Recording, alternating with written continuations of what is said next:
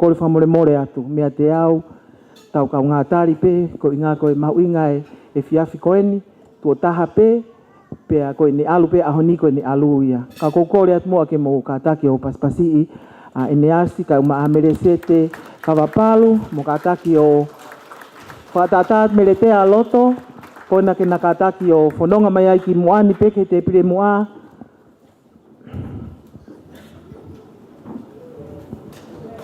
Hange koe kore atu ane nai ka tako whaatata, pe ngai te kakwai hasea ho ta whaaki, koe kau whanonga koe na Moimoi mai, ko tui nau whie mao peha nau ki no whaanga ai, he ke kousio atu, ko wakai atu, ke ai pe ngai sea, o ke atata ngai te pire.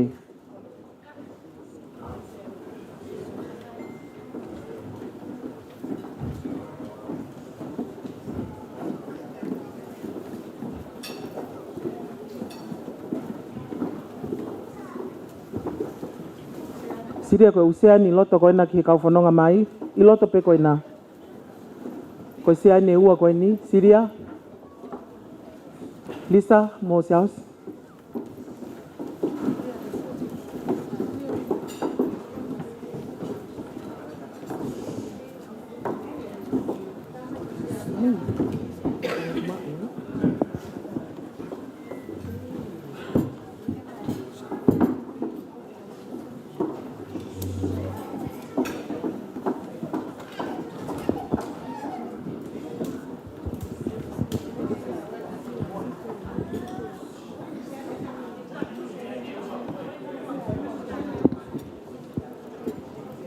Amelia, mo hu mai koin ko ngai ko ngosea ne ua ko sio ke ai muani ko ni utika ke atahan.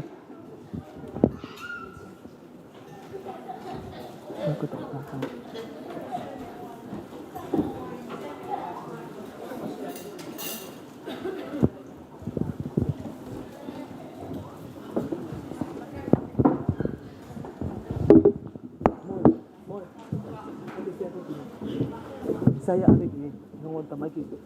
Weh, nak te una.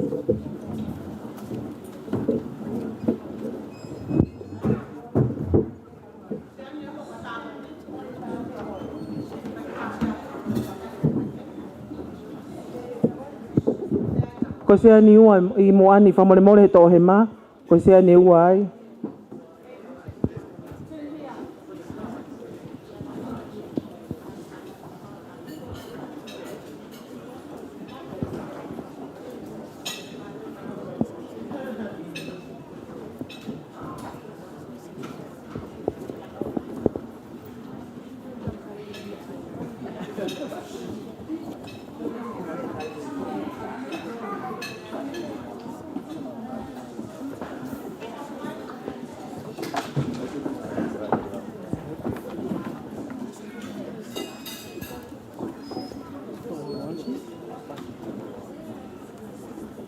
Na moe mo siria ku mau mai family o sete ki lotoni.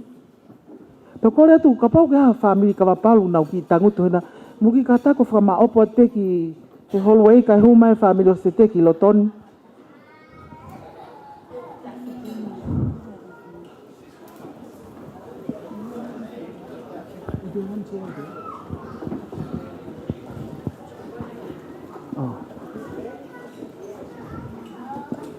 Malo mo kata ko paspasi mai kai ni ko Savelina whakawhanua me mea mai I moani kono sea ni.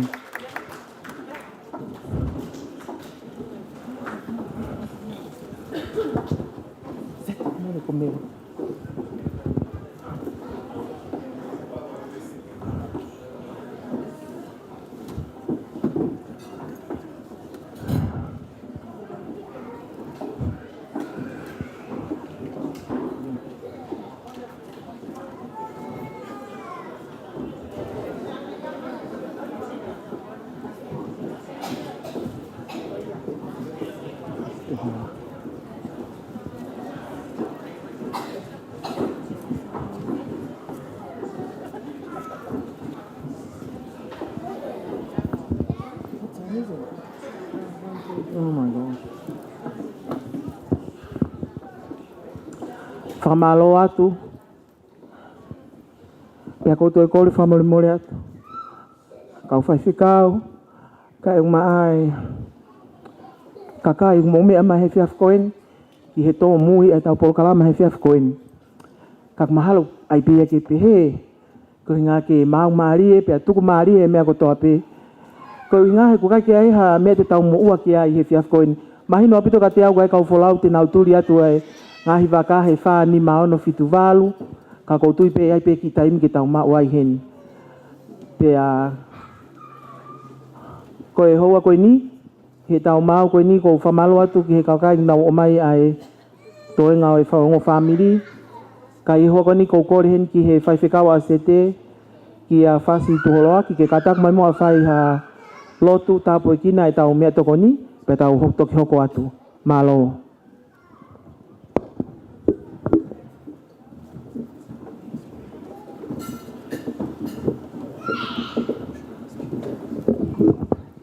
ki mo ke tau paha tau lo tuo kore pege puna ke pa mo mo wai mai e ves pe ta he monu ka ko monu e tau ma wai ki ofa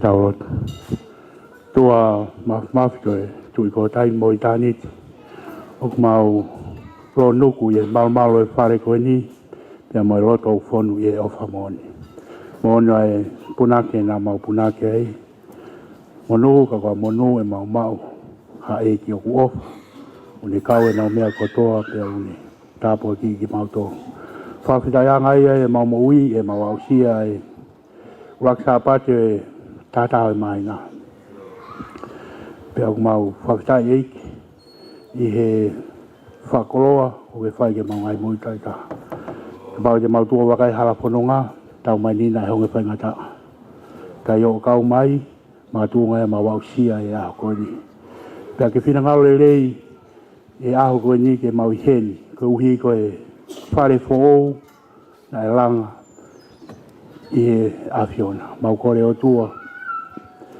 ya fiona ke tapo aki pa hoko ko makatunga ke tuloa e fare o makatunga e mau heni a ko ni ma fa malo atu e fo ko ke fo mai o sevani ke a ko ni fa Eneasi ki mau to kai nga tonga a ko ni ke o te mau hoko ka kai o ku mei ka mau hoko ka kai o ofa moni mo tui bi tai ke a fiona ka mau fasta e o tua e fiasco ni mo gori ka fiona ke tapo aki ai mea toko ni ko teu e o family e lai ho wiki la ve ha fiskau pa pe fo ka te mau tolo no ko to pe o mau e mau fare ko ni fai ai pe kai ngatai ka pe fo ki he o mea mario a ko ni ke fai ai pe ano falang lange a fiona e wa si Christ ko alko ma fa moi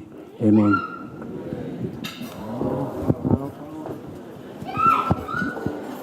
malo so lunch is served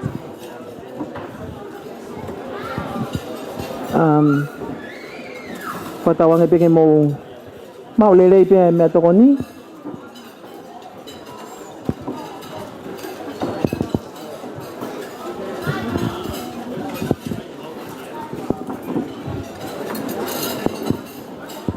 hangai pe ko ya na fakarea to ni nai ko le atu ke katak pe mau pe me to ni faleni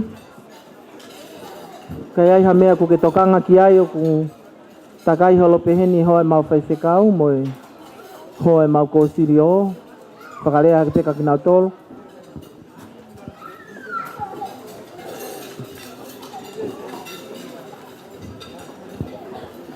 Peangai koe nau whakalea tuka ne nai, kai tuku mua ke u whakahoko atu e whimotua tō whatongia e whiaf koe ni.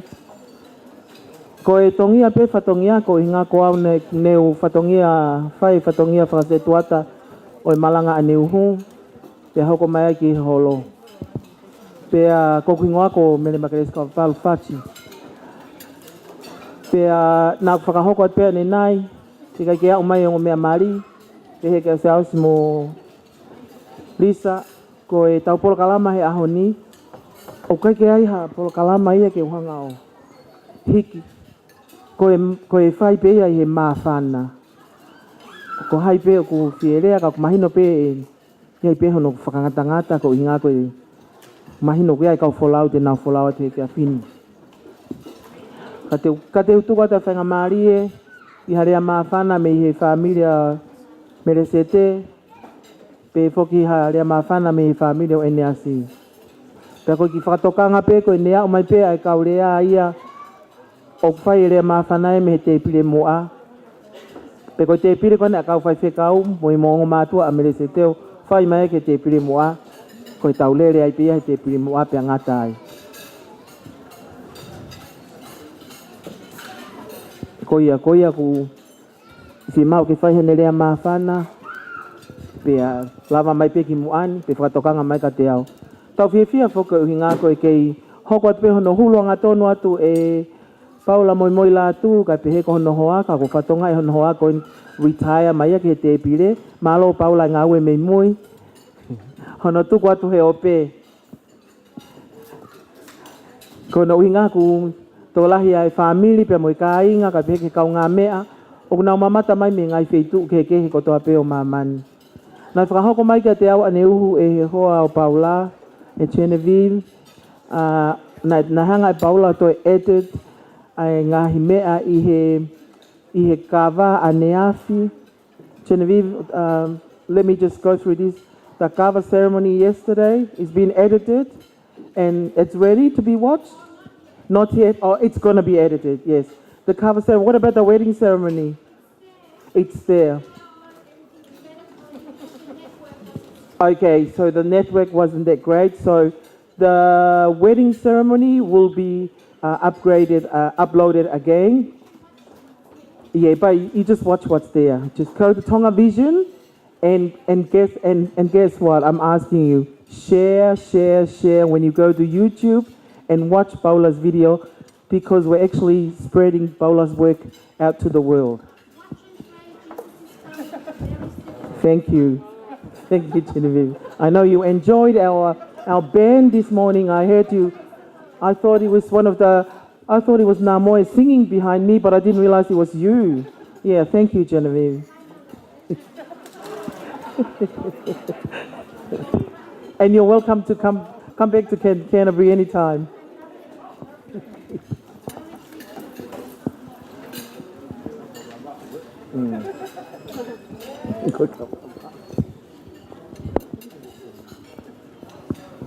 Kamu mau lelei pe me toko ni. He koe na ku kei tuwha mai pe, lahi pe ai teu. Kai pe ha mea mo whi mau, mo whakalea mai ke kau whiwhine koe na unau.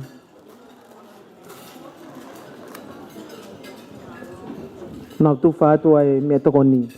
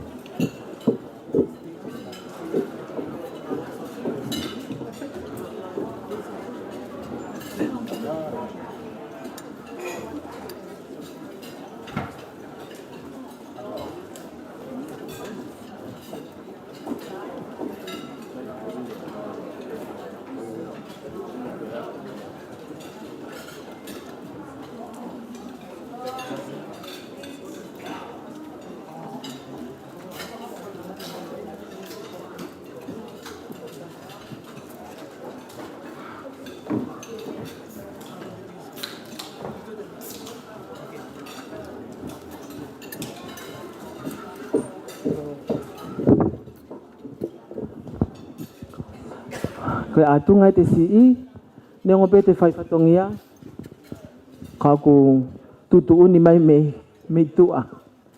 Koe aru whengmari koni ko oangi ki a Pauli tuitu yohu, ke kātaka mai o whai ai whawhunga i atu a lea taritari, pe pehefo ki he lea whakamalo, a tangata la kepa Kavapalu. Malo.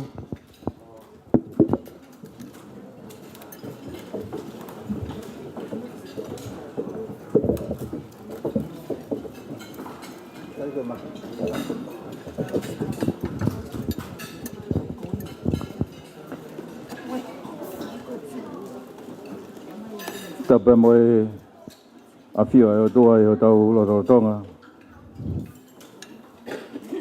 Patapat ki Hawaii.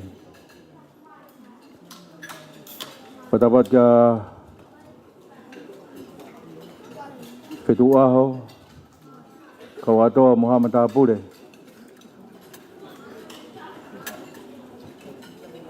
Patapat ka Whawhikau Dr. Jason Kioa, nani whakakato ai ngau e pongpong koe. Ka mai kau taula i ko tau pe. E ngai whunga waka ke kehe, kau kau whataha, i e hoa i loko eni. Tapat ke hongo whahou, Patama wahe ki e Eneasi taupa, Kavapalu, ka ma Savelina, Maria, Melesete Kavapalu. Tapat e kai ngā whakatau pe.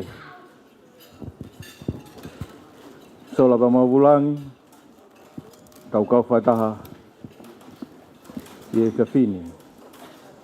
Ka ngata e te au whai ki toa. Ka tā mou koe whainga maari e koini.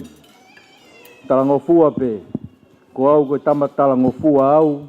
Whatatau pe ka Eneasi. Tama talango fua au pito au pito. Ka mono ia ha family. E mau hoa kia ia ngotamani. Koe tau mua be ia mo e kawenga e mafono ngā. Koe talango fua kakato pe ki he pā anga ngalu.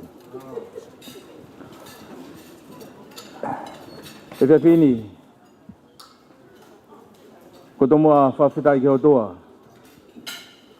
E whawhainga maali e ngai mea ko tabe. E tau ikuna. Ai aho whakaosi. Ai aho. Ka toanga. Maali. Te koe whao family fo ou. Ai Eneasi pa mono hoa o whanga.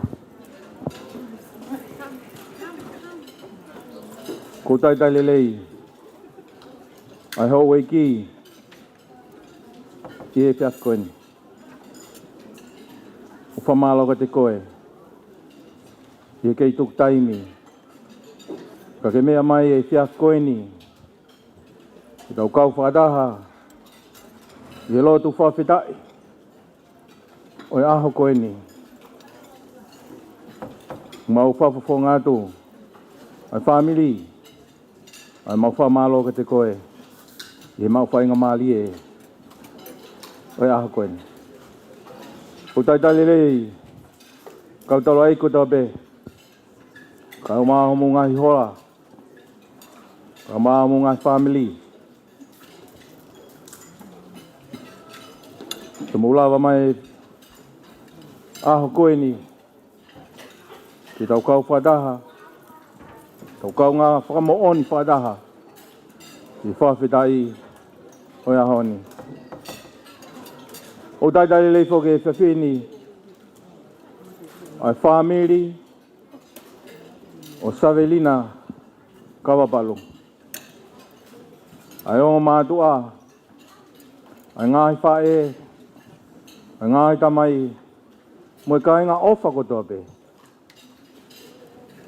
Na mautuk taimi ka maulawa mai. Ki tau kau pata e kātoanga. A Eneasi pa mo Savelina. Whamalo la hea ka te motolo ni kātoa. I he whawhini. I tuku taimi. Whamalo atu ki a honi, ki familia o Eneasi. Whamalo atu ke ngai familia o Siasi. Whamalo atu ke kai ngā ofa kotoa pe. Te mulawa mai a koe ni.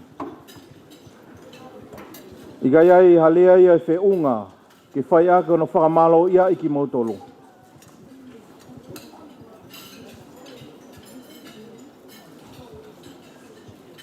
Ko mea beo maulia a koe ni tau lea whata be mo sa meo ko whawhita ia tata be. I he ngawe ko lava ka koe whotutu he otua.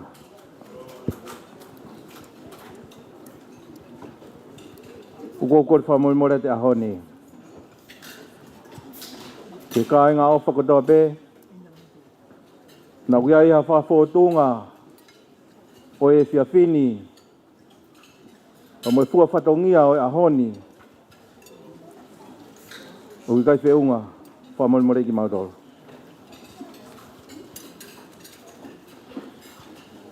E whiawhini, o e whiawhi o e whiawhia. E ko uilo whapapau, mono ia a Siasi Canterbury. O kutana ki mai, ai toi foi fika e taha. I he kau me mipa o Siasi. A koe au mau whamalo, pa mau whawhita e a koe ni. Ki whamiri o Savelina, i ho mauloto lelei.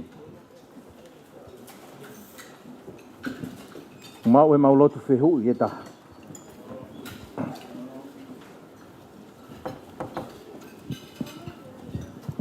Ko whawhonga te ahoni. Tangata la kepa pa peheki a Pauline a koe ni. Ai mau whamalo ke ongo whamiri. Whamalo ke kainga ofa kotoa pe. Whamalo ke Siasi hono katoa. Whamalo ke kau a ahi. Moki mautolu kotoa pe o mu whulau mai mei muri. Tau kau whatahe e whiaf koe ni. Mo whamalo at kating mautolu. Honga ia whamiri koe ni. Mo taitali lelei ki mautolu e whiaf koe ni. Ka ia rea whiunga aha koe ni. Ko whamalo atata pe mo whawhitai. I he whiaf koe ni. Ai ha tau tutuku e aha koe ni. Ka tau tutuku pe mo eiki. Tala monu ata pe ka teki mautolu kotoa pe e aha koe ni. Aki mautolu mo whanonga mai mi he ngahi wheitu ke kehe. Pa tau anke o tua. Ka ia ha aho te tau tutuku. Ka ia taim te tau tutuku e whiawhini. Ke kau ai eiki. Ke teki mautolu na kotoa. Lewa lea tua whatu.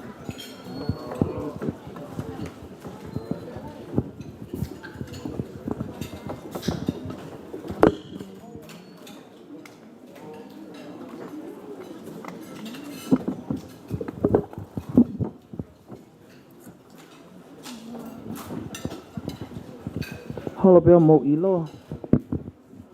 Katuk mo ke kouna e whenga maria koe ni ke whai aha ki rea mawhana. Nengo pe ko whatongia se tuataka ko ki rea mawhana pia me he whaahi a Eneasi. Ka ko ki rea mawhana ia aku mo e ku manatu me lie ki he Eneasi. Ko tala noa ni ki a Melesete. Si koe ni Kavapalu. Pea ko ofalahi atu heni ki a nativi halafi. Pe foki ki a Seslia a lofi. Pea mo Amelia maka. Koe ongo family. Koe tok whakahoko pe nia. Ai aho ko mari. Mai a Melesete, Mailangi, ki a Eneasi Kavapalu a Neafi. Kana e fuoloa pe connect ia aho mau family, i he family ek whae, mo e family ek tamai. Pe heni leo kai tuk pe mo ke ki whae tala noa. Ko nativi halafihi, ko tau kete ia whae a Melesete o nofo Amerika. Nai mei pehe ha ne whakaiku na tivi haunga ki he whae tangata. Katalele i te Melesete la. Pea ko Cecilia alofi, ko e kasini pea whae Melesete CCE. Na e Eva ki ai, o kulaivi whaken Paula e, hoi au e. He ko ilo pe o sio mai hok tonga ane me Amerika. Kai tuku pe ke utala noa pe i he mooni i mea. Whakatulo wat kau whai whikau, ko ai pe au ke turi e hua ke tau fia. Ka kok uhinga e kutuku wat ki loto whare, ko ke mahino pe ka Melesete mo Eneasi, ko mo tok whakahoko eni, a ngai whakaamugo eni. Ko Cecilia alofi, nai mei pehe haane Cecilia Kavapalu. Pea ko e toko tahaya nai Eva ka Cecilia, ko Eneasi lahi ia Kavapalu. Pea ko feia Amelia maka. O whaatu ka koe Amelia. Ko Amelia, na maulele atu ki Hawaii he ngai tau kohiri, ki he mari a peta ki tamalo sarine. Ko Melesete na ikau mo e whanki na mai ki pe kau ngā mea o peta i he tōkofu. Whamiri na maulele atu ko ia nofo he api e foha o Eneasi lahi koni kou talanoa ki ai i Hawaii. Te kai whok Maria Amelia, ko ki hena keri Amelia? Tu pe ai tua. Sai pe pota keria he fua. Pea mau nofo he api o Eric Kavapalu. Tala mai le vai Amelia ia. Make, ai mo ake o mari mo Eric. Ai a Eric e Eva mai kau. Tange lo sarine e whakaloto ia ko tanga. Amelia, ke fuu tala vau ka ia ka Eric. Ka kou loto au kia te koe. Ta koe ko si enelohi aki i pe ia au. Taimia ko ia te ki ai whakakaukau a Melesete ia ka Eneasi. Pea hoko atu, o mare pe ko o mai toi whakaafi ke mau atu ki sene ki he Maria Amelia. Ko tangutu pe he ako ia whakakaukau pe ko pe he hawe ai poto ai te me kai kehe. Poto apito pea keri ia. Tō mui apito pea Eric ia. Pea whai mai e whono ngā ia takoe oku iyo. Nau whanongo he tala noa. Koe osi e lau tau ia. Si whakalea ta Eneasi ka Melesete. Whakalea. Kai peke tokanga Melesete ki ai. Pea ia whanongo koe ki ai ko peheni. Kai ke uki lope koe hako hai mea ho mau whamiri oku whai. Oku hange koe oku si whenga atu ki he ngai whamiri koe no kai peke fie mao mai. Whai pe ko tuia ko Eneasi na e lotu ia mo au kai. Whamiri me kau whai whikau ahu ia koe ni. Melesete Kavapalu kou whakamalo at ka te koe. Koe toki taha koe ha whiwhine. Ko ke sitari pea ke kātaki lahi. O ke sitari ai a Eneasi ene ki whakarea at kia te koe. Koe ngā ke whakahoko a tau whamiri. Tā koe ia. Koko ilo i pehe aho atu. Ai Eva ai foha whai tangataka na tiripe au pehe lewa. Elisa Tana si mei turi mai ka Amerika. O hau ia ke whai a Eneasi. Kari ake a sete ia. Kako yang kau tuku hua fokieni. Kako inga koe mea lelei kia te au ai anga e nofo. Tau he tau whanau. He tau nofo waka i holo, tau ngahi tau whanau. Tau whi mau ke nau mari ke hakakai lelei. Ki ngahi loto whare o ku lotu. Ki ngahi loto whare o whi ofo o whani. Peka ingatai o nautari ai eiki. Pea mo nautari whoke tau whanau ki ai. Katung mo ke whai haki tala noa. I he ngai tau kohiri. O vale pe ko whanongo ya Pauline. Koe ai ke alwa Eneasi. I he noa te. Tau peha. Iyo, tamai koe alwa Eneasi ke tumu aki kono Australia. Whaitu ko kou. Ai ko ne aloha o ngā ue. Tamai pau ne ikai. Ko ne alu pe, ke alu whakarea ka siaosi, pe sai pe ke kaumea mo sete. E ka inga, o ko ilo pe ai anga whakatonga. Hange ko puna hake ofa, ko afu ko ke hak whanau. Ko unga ko ki tamasi ko ni, ko ofa anga mau tamai.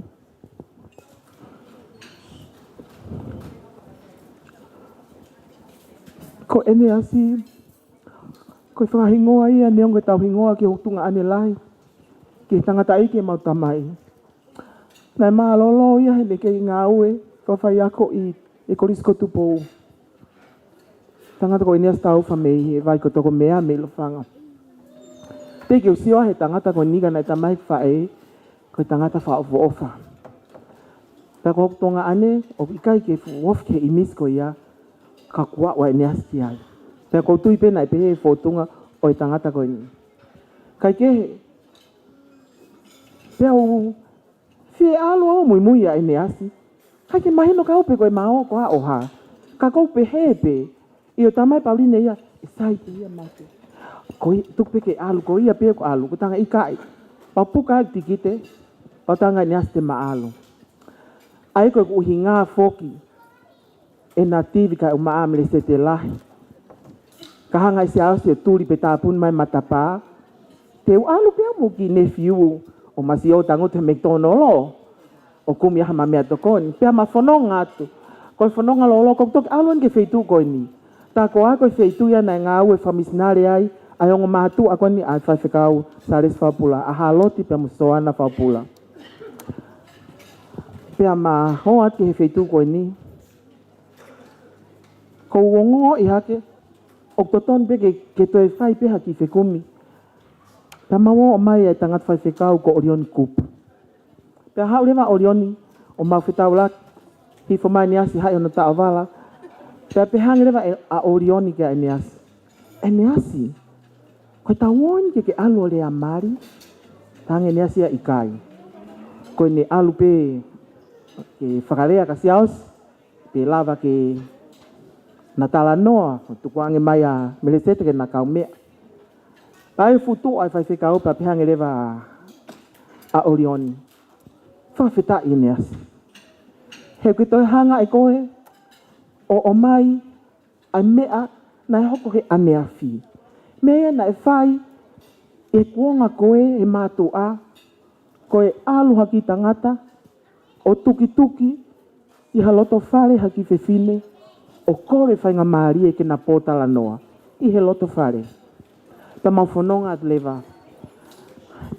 Whamiri ka umahe kau whai whikau. I he whiawhi ko ia. O si ilo ilelei pe Elisa, ko au pe mo Eneasi mo orioni na maurere atu. Ngahi Elisa fute e pile le, hua te matpaa te e pile me heo tau ke tu uai mo fupua ka tunu. Ko pehe au ia e o mai nau ki kai ngalo tu, he ke mau whaka, e whiak mo mau whaka whamiri. Ta koe koe ai peke taitari a Eneasi. Koe maa whana atu. Koe ki fo i, koe kumanatu ki he whiaf ko ia. Ai ose whakarea, whai whake tangata ia ko orioni, he lau lau kakala. Ka ko ngā whako toki sio e kaya siaos Mailangi. O fu tangata lahi siaos. Peko na oilo whak na security. Tangutu pe ia o hange ko teu lele. He kok sio, kai whai e orioni a ngahi lea. O kunehanga o whakanonga ai loto o siaosi. Tangi a siaos talo ni tangi mehe. Ulaki lea a orioni o auke ne osi. Ka koe mea nau maari ia koe tangi a siaosi pe ane pehe mai. Whawhetai. Ko whee a vikatoria mo whanonga mai ki heni. Ko mo mai pia whakarea mai. Aia ko ilo na mei pe mai pia siaosia. Eneasi. Kai ke telefoni mai pe koe, ka ke toe heka mai e he wakapuna ke au mai ki heni. Ka koe mau whiohi koe nai whai he whiaf koe ia koe whiohi whiohi maa whana. Pea koksio pe a kia Eneasi mo sete he whiaf koe ia. Te kai ke mahina ka au pe tena whakamau. Pe whakakaukau a sete ke karea marianga Eneasi o ia ki ai. Ma whoki mai mo Eneasi, kou o si ilo pe au. Whoki mai pe maua koe nge esi no pe. Ko os ilo whakapapau pe, hawa Eneasi ko ia nofo pe o lotu mo whakaampe ke hoka Melesete kono wife. Ka koe tangi a koe asiasi, koe tangi fia. Na ne whakahoko mai pe. Koe ne tangi fia, koe ngā koe ne ngoi langlangi ia. Pea fia, o kua whiangi ha tangata, i hono loto whare. Pea toi fia whakasiasi koe ne pe mai Eneasi. Ku hange ku ngari eiki ho whanonga. O ke hao koe mo me hiki tanga. Ta ko ia siasi. Ka pau ko ina uhinga pe i o ma Melesete ko o hanga o ai fia ko ngā ko ma whanonga ko ia. Ta ko whakamaloa kia te koe ka umarisa. Ko e maki fo i aai atu ko ia he kaito ngalo he kumo ui. Pea mo whakawe eva iai ki maua. O toki mahino ka te au ta ko i wheitu ia nei ai. Ai taha ngahi tamai a halot whaupula. O whai ai na ngā ue he ngahi taulahi au pito. Pea fia he whai pa wau ke wheitu ko ia. Pea sales whaupula. Nai tok os whoke lea sea kosireo a Pauliasi o whai ni rea whamalo mo mea. Ka ko ki o ngongo whakamamahi pe aku te uwhenga i ke whakahoko at pe ke ilo i ke taimi. Ko nai pehe whake Eneasi mau mai tau tahini. Ko ki whakamahino at pe aku ia kia te koe whai whekau. Kai pehe ki he whamiri Kavapalu. Mou nofo mai he ahoni. Ke mou whai harea maa vai ka Eneasi. He kuk whamomo onien. So ke kata pe ka siasto kai kolong na ilo lelei pe mea koen te urea ki ai. He kou talatu pe. Koe ne ospe he fini. Koe tau wheloa ki maa vai ai pe mo Eneasi. Siausi. Whawhetai ke eiki. Ko tari ho lotu koe tau ene whiha. Ne maleret mo Eneasi o atu ke nau siasi. Pea pau fuhiva maa lohi whoke kou solo heni. Pau pe heke ki reo si hifo. Ko ngā kai ki fuloko toko lahi nau kau hiva. Pau ilo pe siausi o ku toton ki aiha mea rea ai. Siausi Mailangi ko Eneasi Kavapalu hoa Melesete. Koe futaki poti a heni. Kanai lahi ngai tau kohiri. Hange ku ki holomuia Eneasi, he toko lahi whake kau tāki pōti heni. O mau tā me ana ke stioe wakai atu kai ko tangata. Pea ko i ai siaosi, mau hofu tāki pōti ko mouhi wā. Ka ko i whamiri ka mai whai te kau, ko kurea pen he mo oni. He ko, pea ko hange ko i lau, whawhetai. He ai ha taimi tau aluai ki kowe ko ilo ko sārisi ai, toi whaupe ke wheitu ko ia. Ko tau o atu, o ku iai ha api ki tau o ki ai. Tai tari mai ki tau tolu e Melesete kai pehe whoki ka Eneasi. Pe ko whepe ha wheitu Melesete kai uma Eneasi Kavapalu. Pe mo o ki ai. Pe ko meripoane, pe ko sene, pe ko kou. Pe ko whepe ha wheitu te mo ki ai o kamata i homo whau whamiri. Whakatawangi ke mo whau pe i he otua. O mo ui.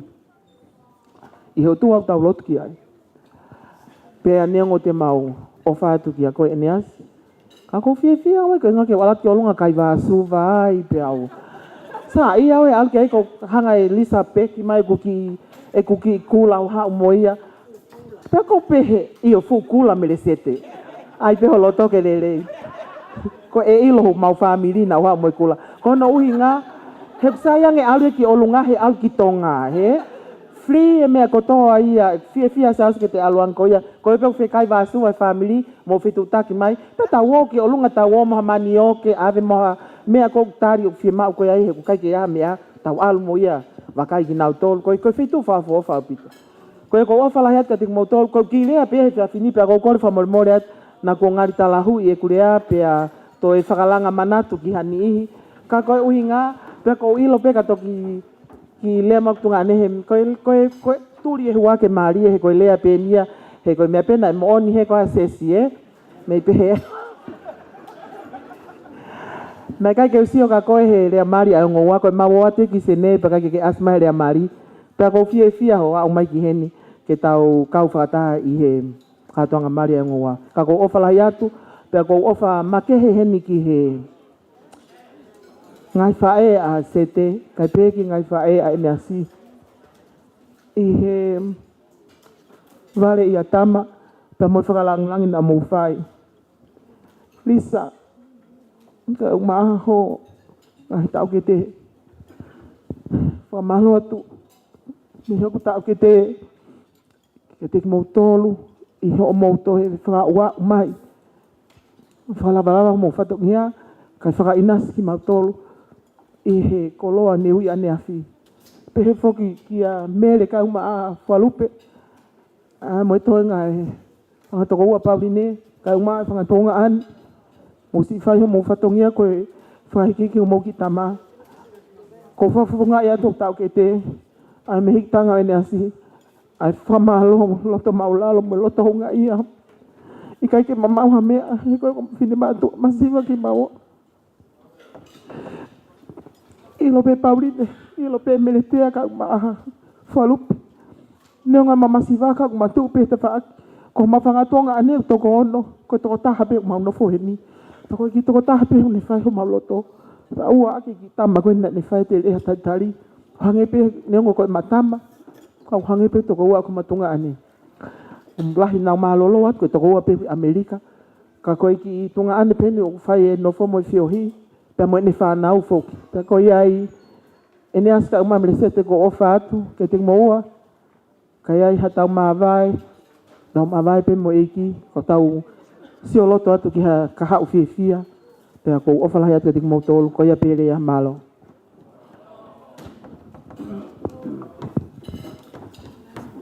Tapu pea moe wuni walo roto tatau. Koe pule, hao niu, ke tau mo ui, pakawhisi a kau. Katapa tuhen ke whanau aho oiki. Kau atoa, petu aho, kula. Moha mata pule. Atene whakatap ma wahe, ke kau taura eki, o nau imu ani. Kau maa, ai whakatap me o whatu, Eneasi Kavapalu, pia mo Melesete Kavapalu. Ka puke mo e whainga maarieni ke whafofonga I atu. Ha whakamalo, me si whanga whae masiva a Eneasi Kavapalu. Hange ko ku lawe Eneasi, ko e whanau o ku tupu me ai, ai whae a Eneasi o mautoko walu. Pia ko Eneasi pe, o manu ia taha, I whanga mo puna, pa moi whanau, mau kakato kotoa heni e toko walu.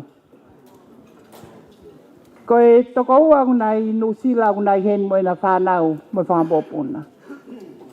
Ko e matu ai taha ku, no foi Britania, neo ngosi ane masiwa ka nai whainga mai pe, ko hui ko ofa mai ke mataha no tō whewhini.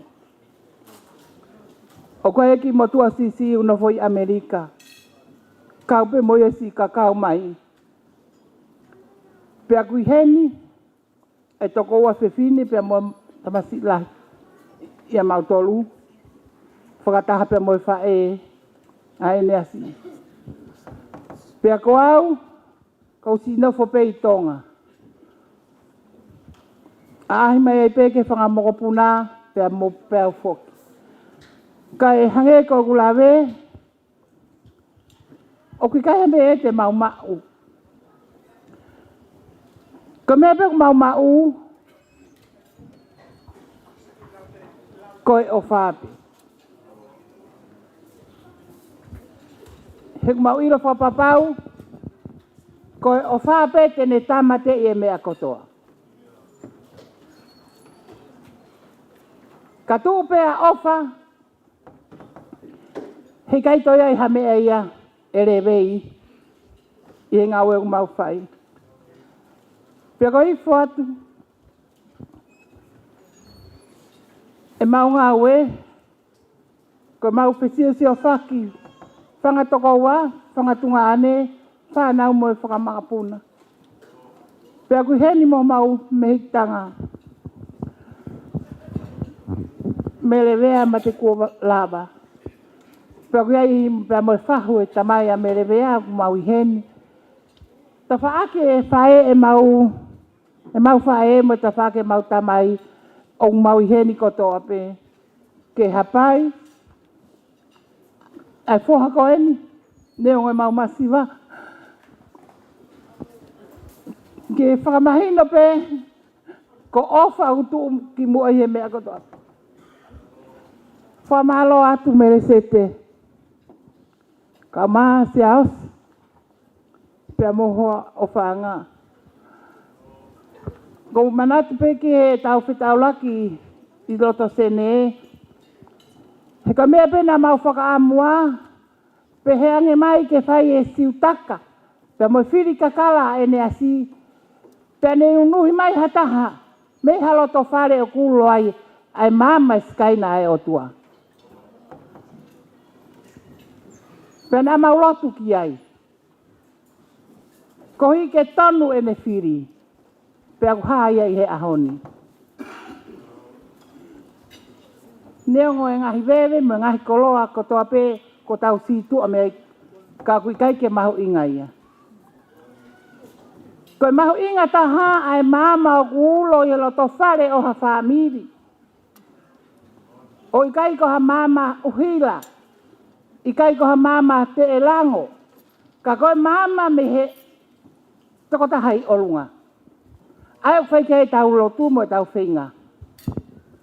Pea koe toko taha pe ia, tene whakawhanu ho tau ngahi loto whare, aki ai ofa. O kapau, o kumooni e tau lotu.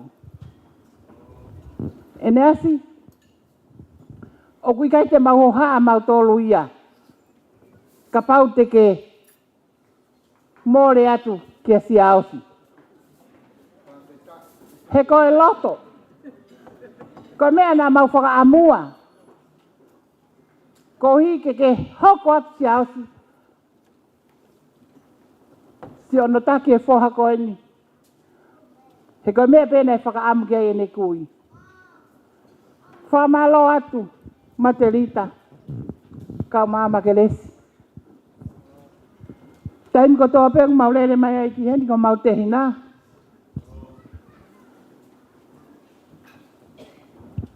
O kui kai ke nā mamao, he poupou ki te hina koe ni. Whakamori mori atu ka pau tōna unou ho mau whatongi a ki a te kumoua. Ma o sila we i pe, koe whangawhae masiwa ki mau tolu. Ka koe mau ngā we, mo mau tau anga i he whoha koe ni. O whai ake pe o wha, pe mo whi o whofani. Whamalo atu, sales. Ki he poupou whakarau maari e o whai ki he whoha koe ni.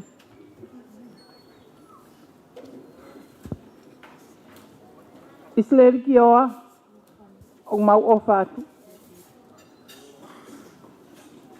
Malo, ho ofa, i he te hina koe ni mone ki whanau. Te aku whamalot ke taha kotoa pe. Familie mau tamai, familie mau whae, si familie o Melesete. Ko hi ko e whio fia fia, pe mo e whio fia fofani na tau whai. O whaat paterisi. Ko kui ngoa whoki nei ngata pia e Mary White.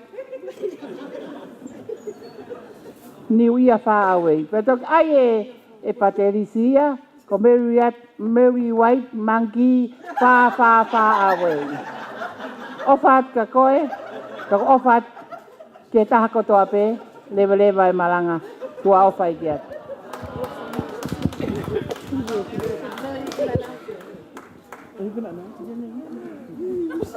I whangamari ko ni uku e toko taha me whamira Melesete, ko whane, e lava mawhaete ki hiva. Whaholo peo mo ilo. Malo whane.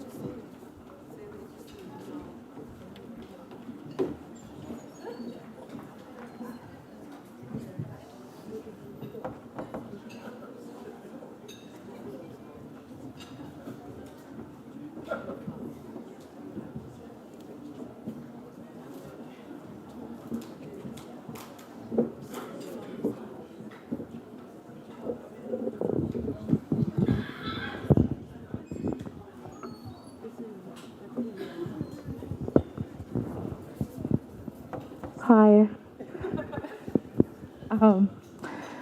So sorry I didn't come prepared. But this song is a dedication to the newlyweds, Eneasi and Melesete, wishing you both a very blessed and fruitful marriage. And this song is in their love.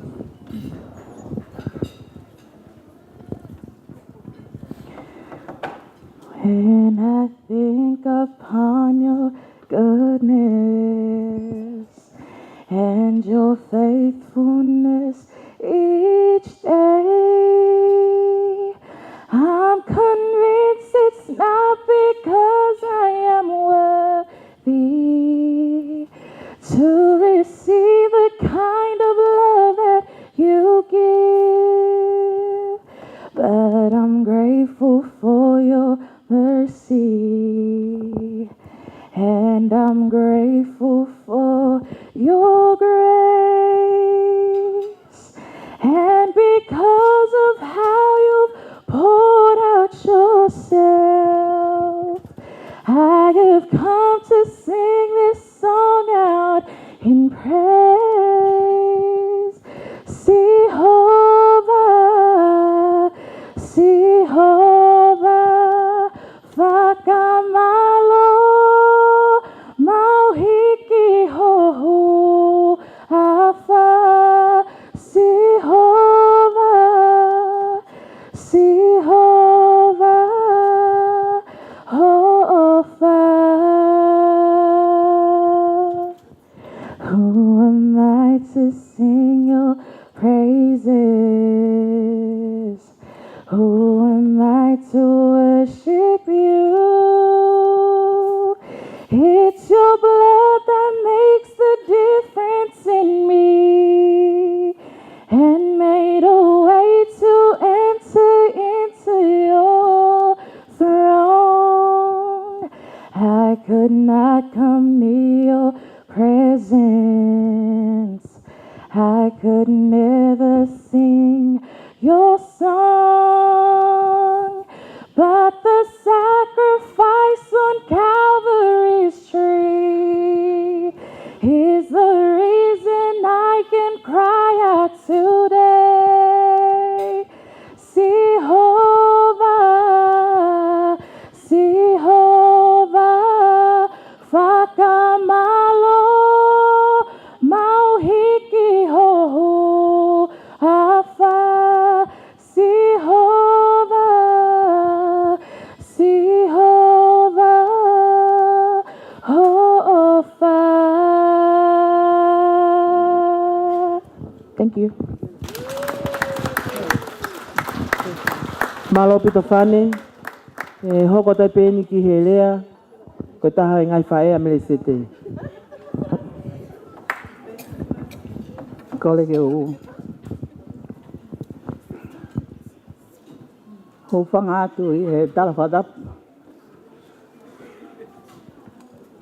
Ko osona o whaki me muani. Ka e whai atu halea ma whana. Ka whatuloa atu tahine Savelina whawhanoa. Ka maa, ka whai whekau. Ka tupe moa ke u tongi tupe atu he. He ko maulolo e po, ka ko lawe. Ko kai to ia ha ka kai tonu he ni ke nau tu o whawhawhonga ia to e ta wha ke a Melesete e wha e o ne wha e beko kore be ke lau maria ke ne omi ha mea ke ure ake au ke kai ko taha au ke tu he hawhanga beko a pangai pehen ka o ko tu mo loto ma whana ke whakahoko. Ai talanoa mo e fia. Ko ui ko whakahoko whamiri. Ko tau hoko ai. Ko whamiri pe e ta. Pea ko whawheta i ke eiki. Tangotu.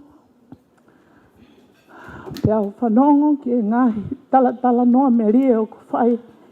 E uhinga ko tau wau mai ai ki he aho ko e ni. Ko e tamai o eiki pia mo e kaunanga ko e ni. Pia kutuunga ia e kutuu.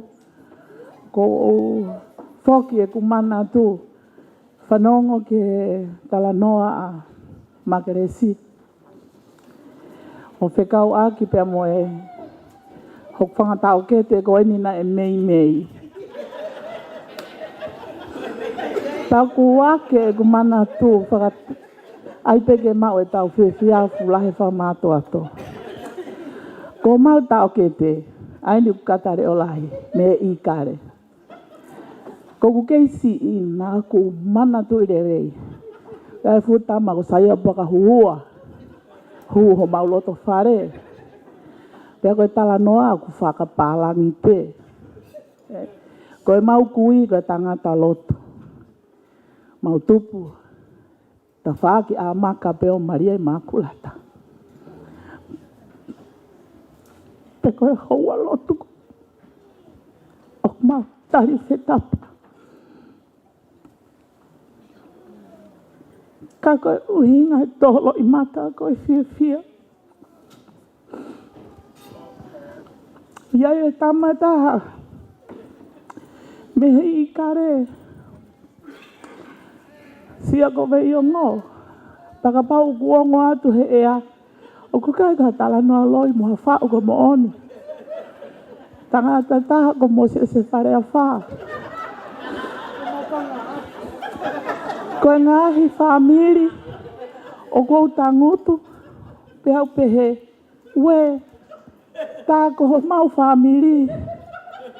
Na I kai ko sia ko vei o ngō na e sika mai ki he sia a te volo. Ko sia te volo ne o whenga ke nofo ke o whiki nuku alofa. Kai kehe. Mahalo kai ko hawhika. E ne kai peke saia mau kuia mau tole. Koe ke ne mahino ia o mata anufa palangi. Pea hoko mono turi nau tolu. Koe ngā ke o mata anufa atonga. Ai mo me I kawa. Ai ni uwhai Eneasi. Pako whia lahi ai he aho koe ni whai whekau. He anga e foki e kumana tu. Hange koe ni ko mau tau kete ko Cecilia peau pehe. Maalo Eneasi whawhetai. Na e tala ange pe ai rea kau mea koe ni ku whai pea. Tau o mai o he henga he whanua muri. Pea tau pehe ku tuku atu e ngahi whainga tui whakatonga mo e whatunga mo tu ako ia. Ka e he aho ni. O ko ngoi e ku tuu whiwhine. E he toka. Ko au ko e mahanga au e.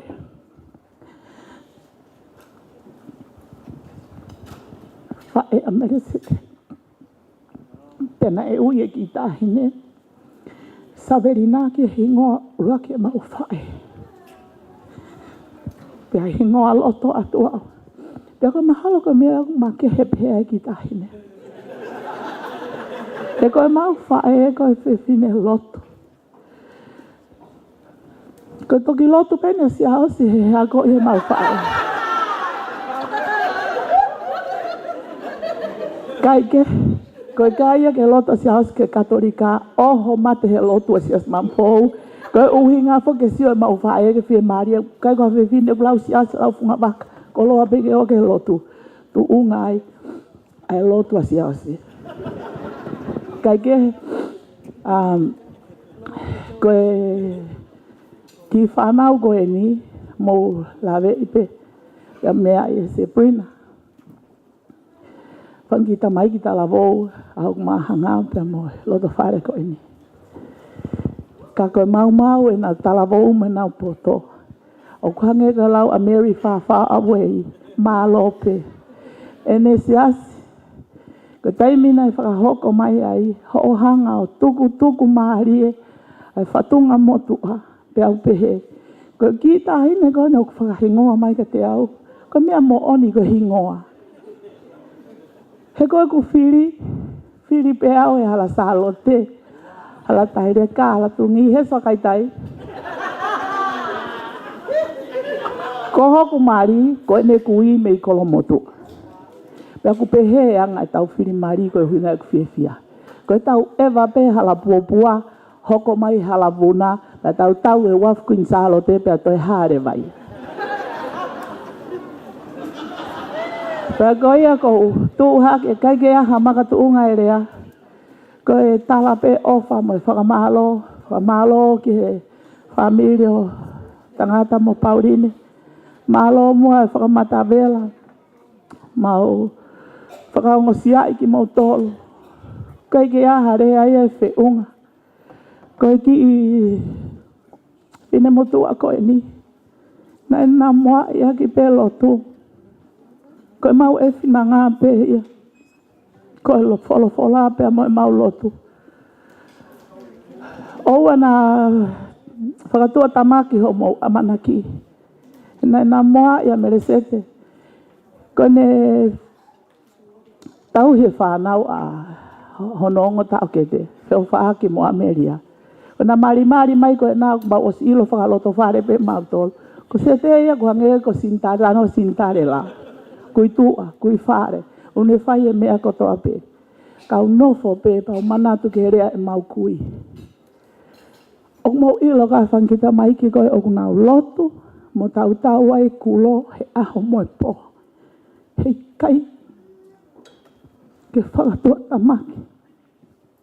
I e aho ni. Ko haka he langi kua tau.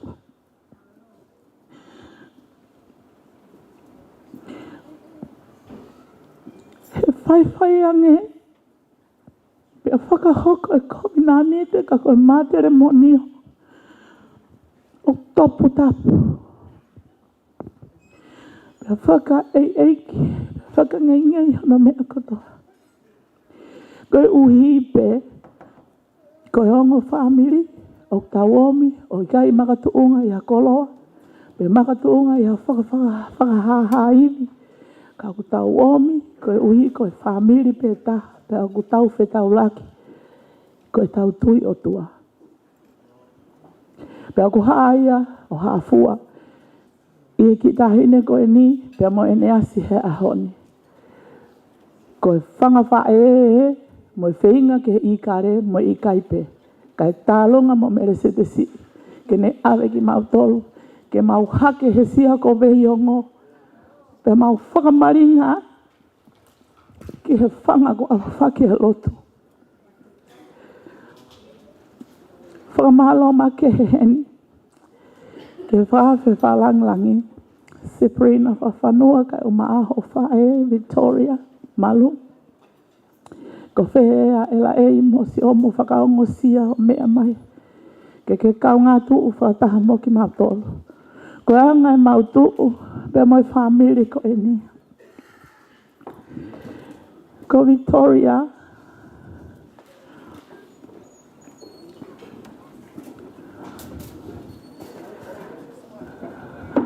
ko ene whaea Maria Tonga, ae ko ne ku ia whinau, ko me hiktanga ia, ko e mau tamai. Pene hongo, o totonu ko Victoria, ke whai ke mau whakalanglangi, ka kua eiki ho mau loto whare, ko uhi, kui hene whare fo whanua. Ka kai hau whai whamalotu a ke te koe Savelina. Wha more e angi ki mau tolu, ka ia hau whafotunga. Tala ki tu ho mau tua, ka ki toi tuku harerei, o mau fia. Pe mau haka he langi kua tau mo i whawhetai. Ho riu lalo ka ke mea mai. Ka uhi pe. Ka ki kātoanga tua koe. Nā ke mea mai he Maria Ameria. Ka nei keke ke mea fuoloa koe o hange ko o whakakakato a Melesete. Pa ku sāia Savelina ke mahino. Tāsi pinga lelea Melesete. Pe aho ha mau lere atu. Ku mau tolu ka kau floa kotoa. Ka goia, whamiri Kavapalu, pa malo lahi kia ki mau tolu, i ngahi ofa, mau ongo i e mau omi, me i ngahi steiti ke he, hange o mau hau pe ki api, ke ki ai ha ongo i e taha guai ha whakawhai ke. Pea koe moonia e taurea moanga e tau ngahi talanoa whakahua whakatonga. He koe nofo pe ia e nuku alofa katoanga whakanuku alofa. Pea tau whetau laki pe. Kaike kou whakamalo atu pakaike ai harea e tōki tua. Mo whamore more ia ngeau ko hokulo tō ngata he rea kai ngata e kuofa malo.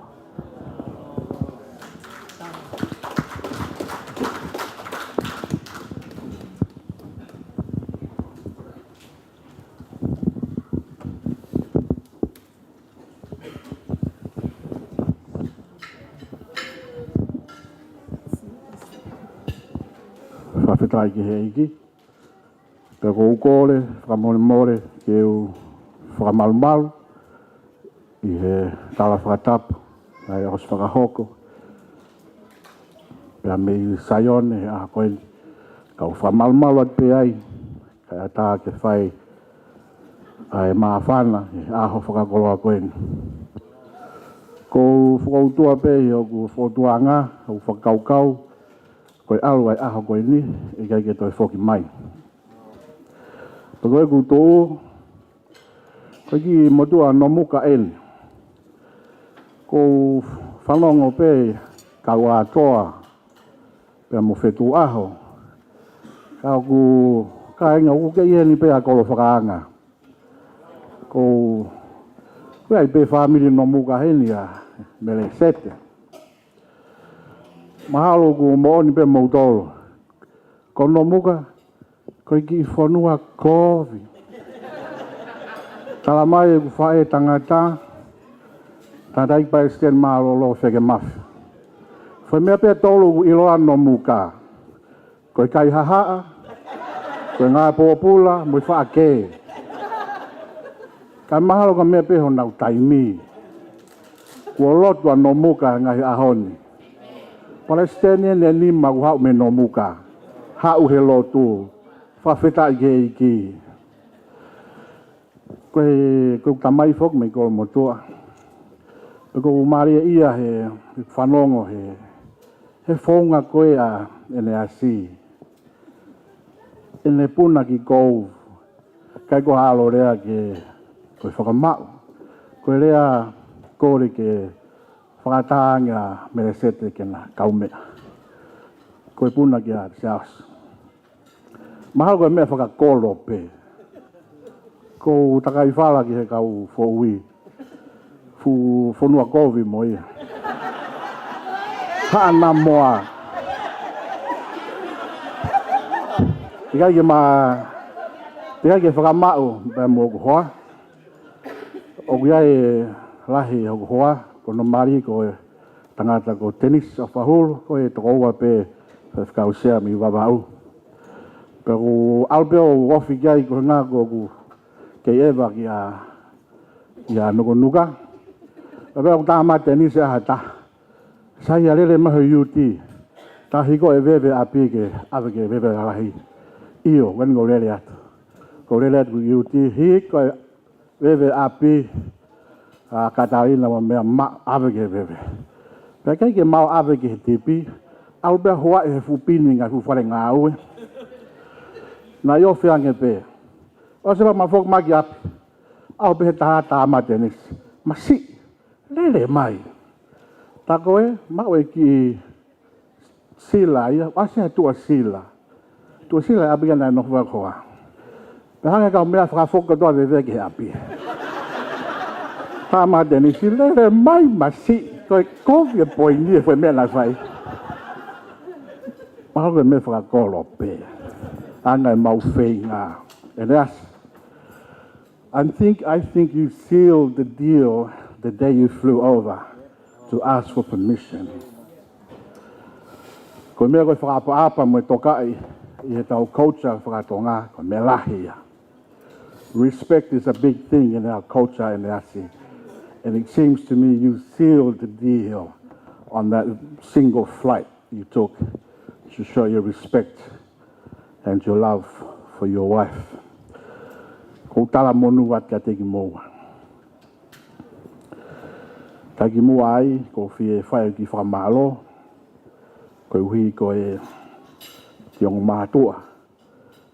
tangata la kepa, pe kia Pauline, Kavapalu, whamalo atu, me a kotoa pe, ki maale o whiunga. Pe fōki kia Siaos Morisa, pe moi family. Whaftai fōki he o tua maf, tangata ik whaifkau, toke tā ki oa, pe moi koloa, fungani o aho ko en.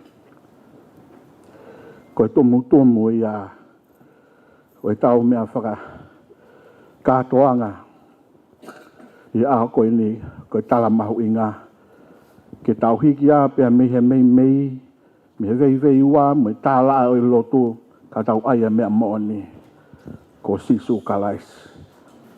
Whamalo atu he koloa, e aho ko ena. Pe fōki ki he ngai whamiri, pe moe fukeu, whakawhoofa mooni, he aho ko ena. Tau e lange o tua, whakawhotunga ku mo whai, ko whamalo la he ake tiki mauto. Tala monu atu, ka inga tonga, tawange, kaha tau mātuka. Tau mātuka pe moe iki ofalahi atu ka tiki mauto, si tangata iki whaifkau, whaupula, whamalo atu he mea kotoa pe. Pe fōke si kau tangata iki whaifkau, ki ati mauto kotoa pe. Ofalahi atu whamorimore, ki haue iki, Sabrina, whawhanua, ofalahi atu whawhitai ki iki, ki mi fuolahen. Ko whamalo atu he mea kotoa pe, tawange, tau tutuku mo eiki, ta mau foki mo eiki, pe mau nofo, pe mo eiki. O whalahi ki atiki mau tolu, huafa, o tau eiki ko kalaisi, malo.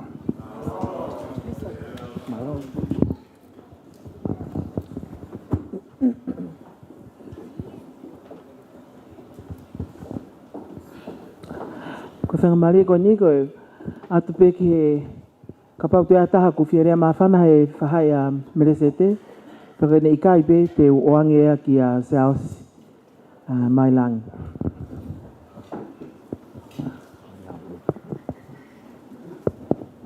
Malo se.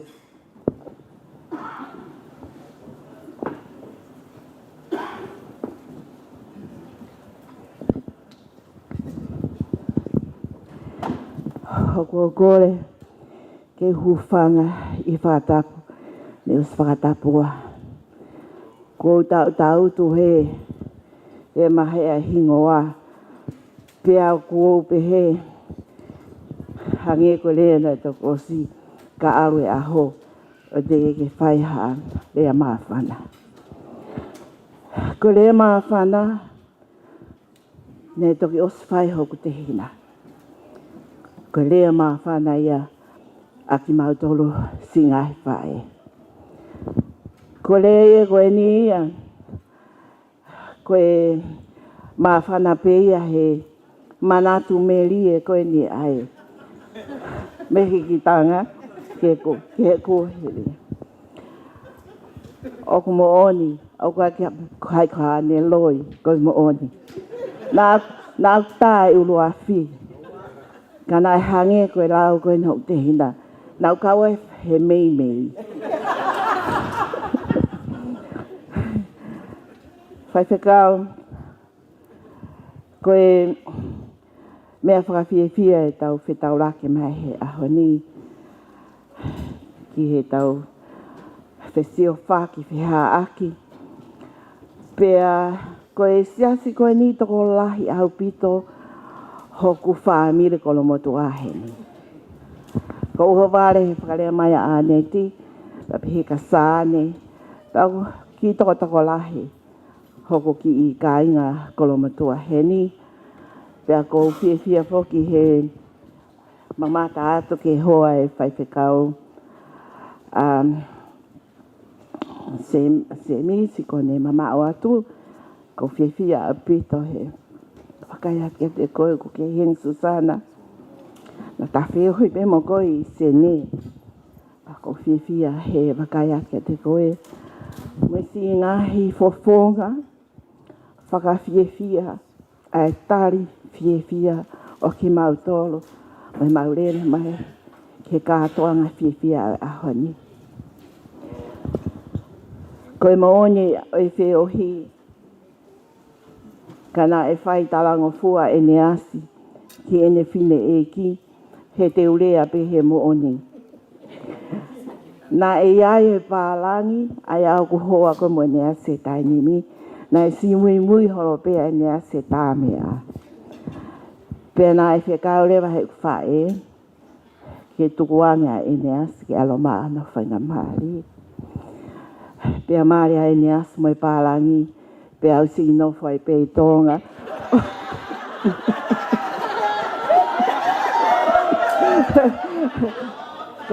Ka koe meni, koe te whakahātu. Na e whau e Eneasi, hok fo hiwa e whau.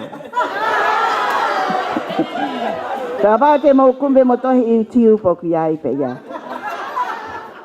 Pea ko hono hoa o whaanga, na ne hanga o upload te hok o hiwa. Ko hiwa uraki pe o Cecilia pe ia. Pana ne ma ube ia hok whanki i tā he makau mea me ke i ako. O upload ia ke ai fo hiwa.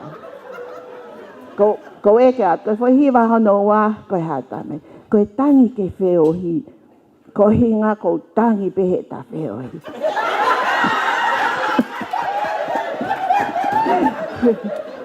Ko hiwa hono tolu. Ko hiwa hono tolu whetu ko orioni. Pau eke at, ko hai whetu ko orioni. He ko koe ko fo i whetu ko orioni. Ko hiwa hono wha, he kai ke tā lātu au ia.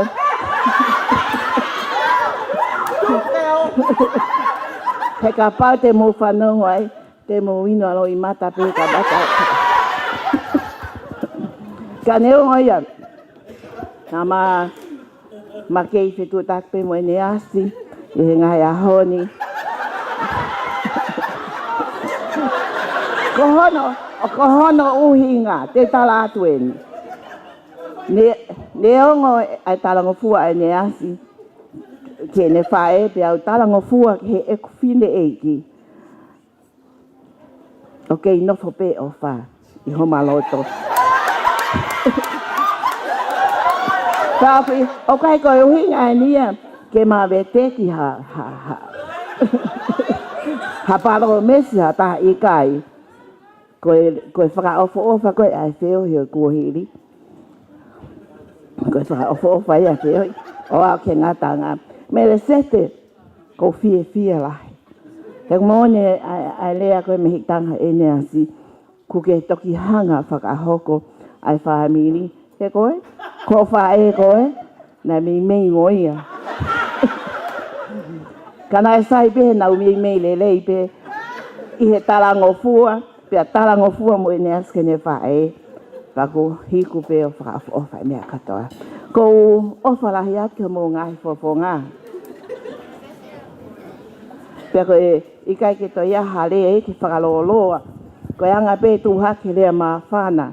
Nā whai pa pe he koe ki hato ke te kita ke te tū ki alum. Kako ofa lahi ake mo ngahi fofonga. Ngahi whai whekau ka māmo ngahi hoa. Pe he si Susana. Matelita ko whakamaroa ke te koe. Koe ngahi wheohi koe. Nei whai ea mo Matelita pea mo makeresi he kohiri. Ke lere maha whana pewa o ataipi. E lere ai pewa o ke osi. Ko ofala ati ki mo tolu, malo, tua o whātu. Mahalo koutu ia o se unga whamea Melesete. He koe mea ne te tau hoka, hange ko te tau foka, te tau kei sāpate pēa, e o se whamiri he tala loto. Ka kumaone ka nanga koe kau Mailangi, what have I done? Hange ne ki stea ha mea, ka koutu ia oia we koe toi lea ia koe ni koutu ia si aosi. Ke haua ke whakaosi e wha mo whahai, ka awe ke kau whai whekau. Te lea, lea le rei pē. Pea o te lea i no muka hei koe ke hau me iai. Kore ke whātulo atu ngai tala whātapu koto pēku o sona o whakeat mei moani. Kai a taha momo i ki whina motu ani ke whai ataki i lea. Koe lea maa whana pē. Whātulo atu taine Savelina. Whawhekau Salis Paula pe peheke whawhekau Sela ai wawau. Pea peheke si whawhekau Sinoti ki te koe ki oa. Pea whata make whoki e o mea Mario a koe ni Eneasi tau whaka maa Savelina. Kai a taha momo oku ke whai haki i lea. Ko e lea ia o e whakamalo pia mo e lea ki he lotu ku oskoto ia hono whai. Ko tala noa pe ia aku ke utari ai lea a Cecilia pia mo e ku tala noa ki he whai kau mea a Melesete kau maa Eneasi tauwha. Ko e ngai tau ko mahiri atu, ko ngai mea pea a petirisa o whai, kahane ki mea hoku pe koe puto e ne whanau, pe koe haha mea e whai, ko au mo Cecilia o ku maa iai mau pe. Pe koe whai tau koe ni, koe putu, koe kia mana tui pe koe putu a hai, pe koe hange pe ka te au ma koe putu pe whanau, ai whamili o whanau, pe a maa whai e matui ka kala pe mo Cecilia he apo petirisa. O wale pe, tala mai ia. Ai ke tātou e ngai whai whasi, ma pe atu maa, koe hao whasi tamai, nei hanga Eneasi tau whao mai ngai whasi. Os pe a hiva ia, ka mawhika mo ka mos mamo petirisa pe, ko na hua pe kuna ilo i what the hell they talking about he na whasi. He ko tau wanga whoki he whau kakala, oku ongo i oku oku lave loto pe oku tau ilo i what it's all about. Whasi ko ko se speku ne mai no ko Eneasi speku mai no i what they're talking about. Pe a whai mai e whatu o e mari he weekend i whai e mau whanki teu mo mau mea pehe a ngai whai e. Pe ko mau tara sio he YouTube ke tāmaha ngai whasi ke whakavere vela aki e mau ngau e whakawhae e nai whai. Pe ko talang sio ke la mea, ai ke tai a hiwa kawa kou la he tau whakavere vela ke teu ki hopo ki loto kolomotua. Tala mai e ia, ko mi atu he YouTube ai Eneasi tau wha. Pe au longo ako e tamai, kai whai anu whakahino noi a petirisa ke hanga koho no kumi. Ko peata Eneasi Kavapalu pe mai i kai ko Eneasi tā Kavapalu. O ma o ia he YouTube. Pea tā mai fo i whasi, o pehe a fo i kupu koe o lea o pehe. Eneasi Kavapalu hoku hingoa. Tala mai e ia, o whakamomo mafu au pito. Talu e tuk tau ene ni matol, te ke whanonga halea pehe. Ko ia ai Cecilia, Eneasi tau whakavapalu ke whanonga mai ngalu ea, o ku hoko ho ngai whau koe whakamomo mafu. Pehe ange mai, na e ai hataha pehe ke si whau haku whasi, ke whakamomo i mhoku mafu. He kuhange koe rea ki whai whekau no muka koe nai tu atu. Ko si hange koe lau, ko te kina e te o whahe wahanoa. Ko si ono mo tuhi pehe, te ke whakamomo mafu pehe maa no muka ka kita. Ko mea pe whai e si ao si mo kolo whakanga, ko si whakamomo ko si oto mafu. Kai ke koe anga pe tala whakahua, ke mao e tau whiawhia ka inga. Ka kou loto ke tala noa, ke anga o whau whamiri mo maheni a Melesete mo Eneasi tau wha. Kou ki uhiki o toko taha pe. Kou ki o whiwhine, nai whaerei, ka nai babysita ai o tau ke to Melesete. Nau lele ke ngawe, ka ko nauna na babysita, a petasi. Pe ala ke nau lalahi, nai hoko pe a Melesete, ko ki ihikuia, hoki o whiwhine. Pangange ko lea ko kui nai whawhai ka au mo tau ke tiko senua, o kuna mana wata. Pe au pehea petasi mo Melesete. Koe wafta hawalu, mau kakata ti kawa ko ula whae mau lunch Christmas. Ko hao mau peki ki Melbourne. Ko petasi aku nofo pehe kawa ko ula mo ni whanga whae tangata, kau ala ke apa ku mehi tanga nofo. Koe ranga e na relationship a peta mo Melesete, o kuna video call hange haongo kau mea. Video call he mea kotoa pe. Pea koe e whai e mau lunch, ta koe mahala na video call pea peta e mo Melesete o aho, toi po uri toi aho, o sio ai a Eneasi tauwha i a Melesete. Pea koe whai koe mau lunch koe he koutu mana tui pe he whamiri e aho ia, o whai ai whakalau noa, pea mo e whatu o e tala noa, koe whakahua. But you know words are very powerful. Those that know me, they know that words, I always say he whamiri, koe words are very powerful. Pea e toi whewhe, ko hai te uta e loto ke hao ho koptunga ane, o mari mo e tama, a hoku tau ke te ihe e ki, he koe whamiri lelei. Kai ke, nai whai e loto ki ai. Pea koe ahoni, Eneasi tau whango lau e whawhe kawasai e whiwhita, ko i kuna, ai mea nai whai ki ai e loto. Os mahale tau e tolu, ko whai ata sete si, ko si hasi o toki motu i tunga ane, tamai Melesete, tau lotu pe, o se te tau e taha, o se tau e ua, o se tau e tolu, o se pe whai tau e taha, tamai Melesete. Ko eni nai, mahalo pe te u io pe, whasetit, whawhetai ke eki, Os mahal te tau e tahta mai Melesete. Io. Los koe ni e io. Ka wena stau fa e puna ke lea ka mama tan. Ke kole kau mea mai kia te au. Melesete o ko wha malo lahi kia te koe. Si o tali, ai tangi Moimoi, ai na stau fa kia te koe. Pako fia. Hoko mai ki he loto whare. He koe loi koe nā mua lelei. Lai whai o tamai mo ho whae, pia mo ho whanga whae kia te koe. Pia pehe kia te koe ni a stauwha, eku fia. Ke hao ki he loto whare lelei. He koe si o ton pia o ilo ton. Pia koe fia he aho koe ni. Ai whakotutu mea whakaafo mau pia si hova o whae. Tala monuat kia te kumoa, mo e whaafamiri fōu. E whai tāpakina ki moa e si hova. Ke hoko tai pe langa homo family i e makatunga ko si sukalaisi.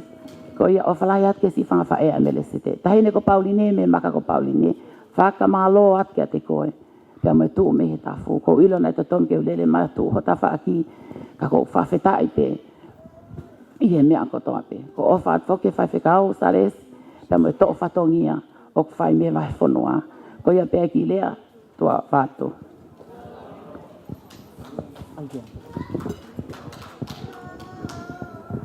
Nā ke whau ki i solo ka tuku peko aho sāpate nā whakamomo mafo kata. Malolele.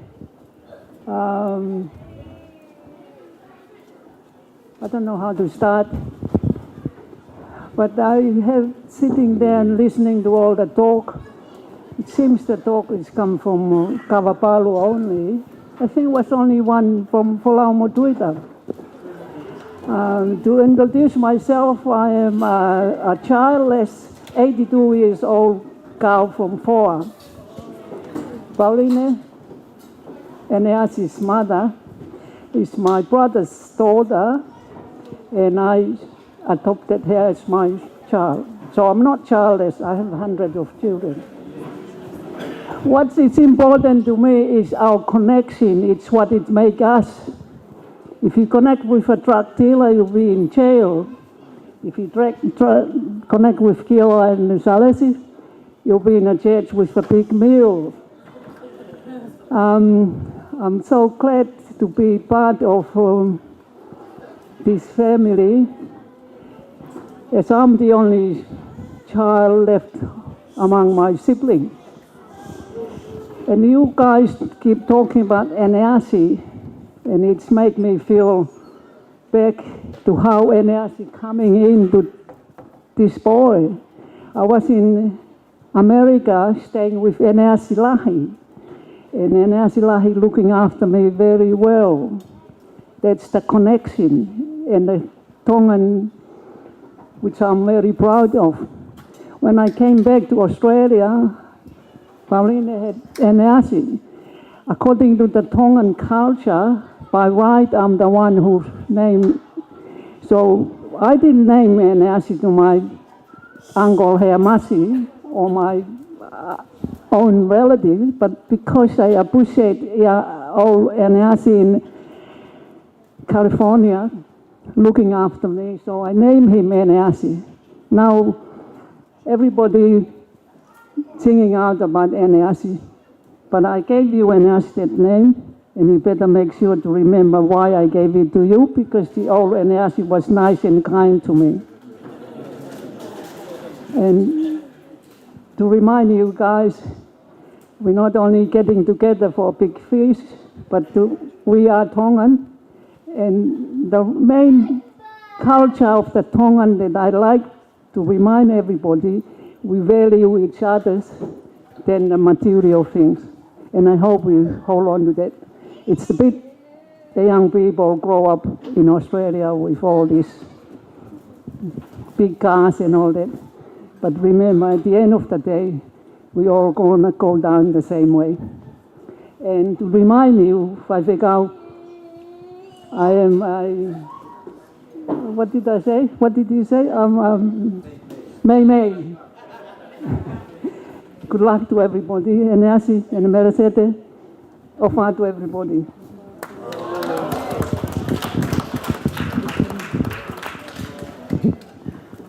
kore ke ange pe whenga mari ko ni ke tangata i ke a Melesete ke a South Mailangi ke ni whakahoko atua lea malo.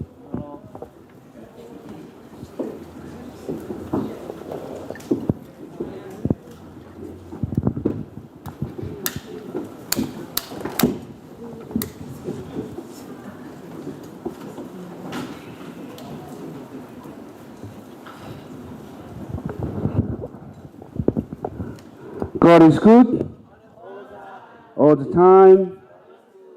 Thank you so much. Ko whawhitai ki he otua. Ka koe otua o kone awhio i ho taulotolotonga. Pea koia ai ko eni mui kahau.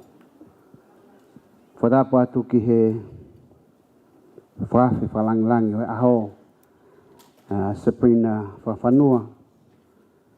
Whadapo atu hen ki he tangata ik whaiwhikau, nane whakahoko ai o wau, o e whawhamiri, e koe langa o e whare fo ou, ko ia o Eneasi, pia mo Melesete Kavapalu. Wadapatu, isa, sales, a whaupula, pia pehe ki a whaiwhikau, Dr. Kioa, pehe ki he whaiwhikau, sea o e wahe, whanua wawao o sias tokai kolo ia kalaisi.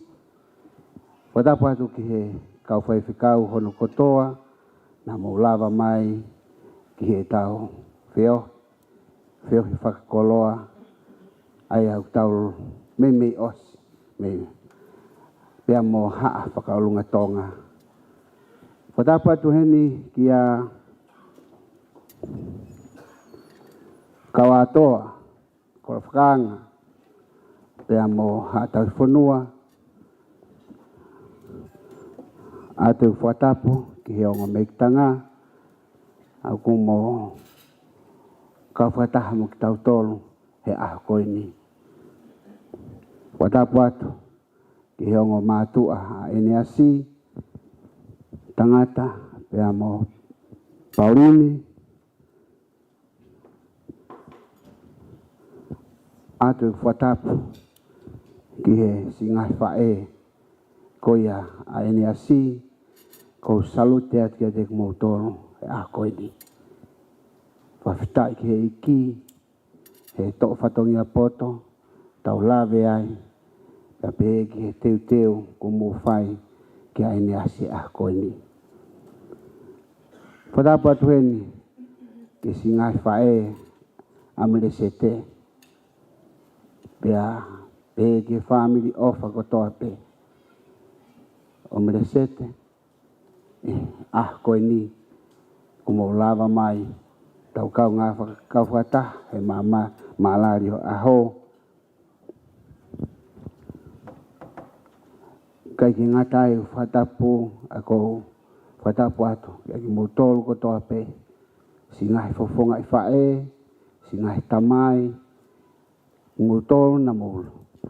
Tuku ho mo ngahi whatongia, mo ngahi ngāue, ka mo lava mai, e mengi tapa ke o Australia, e pehe fo ki mamani, ko hi pe koe koe ni. Whatawange ki he lau maari o tua mafi, hoko mai o, no lau maari e, a fio, pene kau hi o mo ngahi ngāue, tapu e kina, e whai e peo no whafonu iwi, whafonu kiresi ki mo toro, ko hi ko mo fie tu whakataha. Pea o moe ki i mātua, whamiri fo o e a koe ni. O kuhongi hoku ngutu, ke mauharea whi unga, ke whakahau ngai aki, aho o mou ofa. Ka kou tukulolo ka kato, e ao e ki he a koe ni. Pea behe, e ku kore whamore more ati ka te kumautoro. Ko uhi na kuai ha to whatongia, me ki motua koe ni, e kai ke tuha mo tau, pia moho wakai, kako i kore, i wafa o eiko sisu kalaisi, tukene whakakakato at kia tek mautoro. Ai, ngahi, wauau, ngahi, whatongia, kuolava, pia keni hanga eia o at kia tek mautoro, ha tāpo aki, ko uhi pe, koe kotoa, mo ngahi, lava mea ko mo whai a koe ni whakamalola hea kia te kumotolo. O whatap mawahe ni ki hoku hoa i a koe ni. Pea moe whakamalola kia te koe, koe uhi koe. Whatongia o ke fuesia. Nei kai hawha e. Nei kai haa peheni a koe ni. Pea ko tuu he aho e iki. Pea neongo ko ki maua pe. Ka kuhonga ke te au. Ai whae koe ni. Tai mulai ko rea ke whanau. Mo monu ia. Mo ke mao mo whae. Sia ngai whamiri. Ika iai hawhae. Ika iai hatamai. Ka whawhetai ke eke o lau maare. Ko uhi o ke whae. O kuwa kei wanamanai ki pe honore o. Dedek mo tolu. E nā ko tako ko whaia hikisia.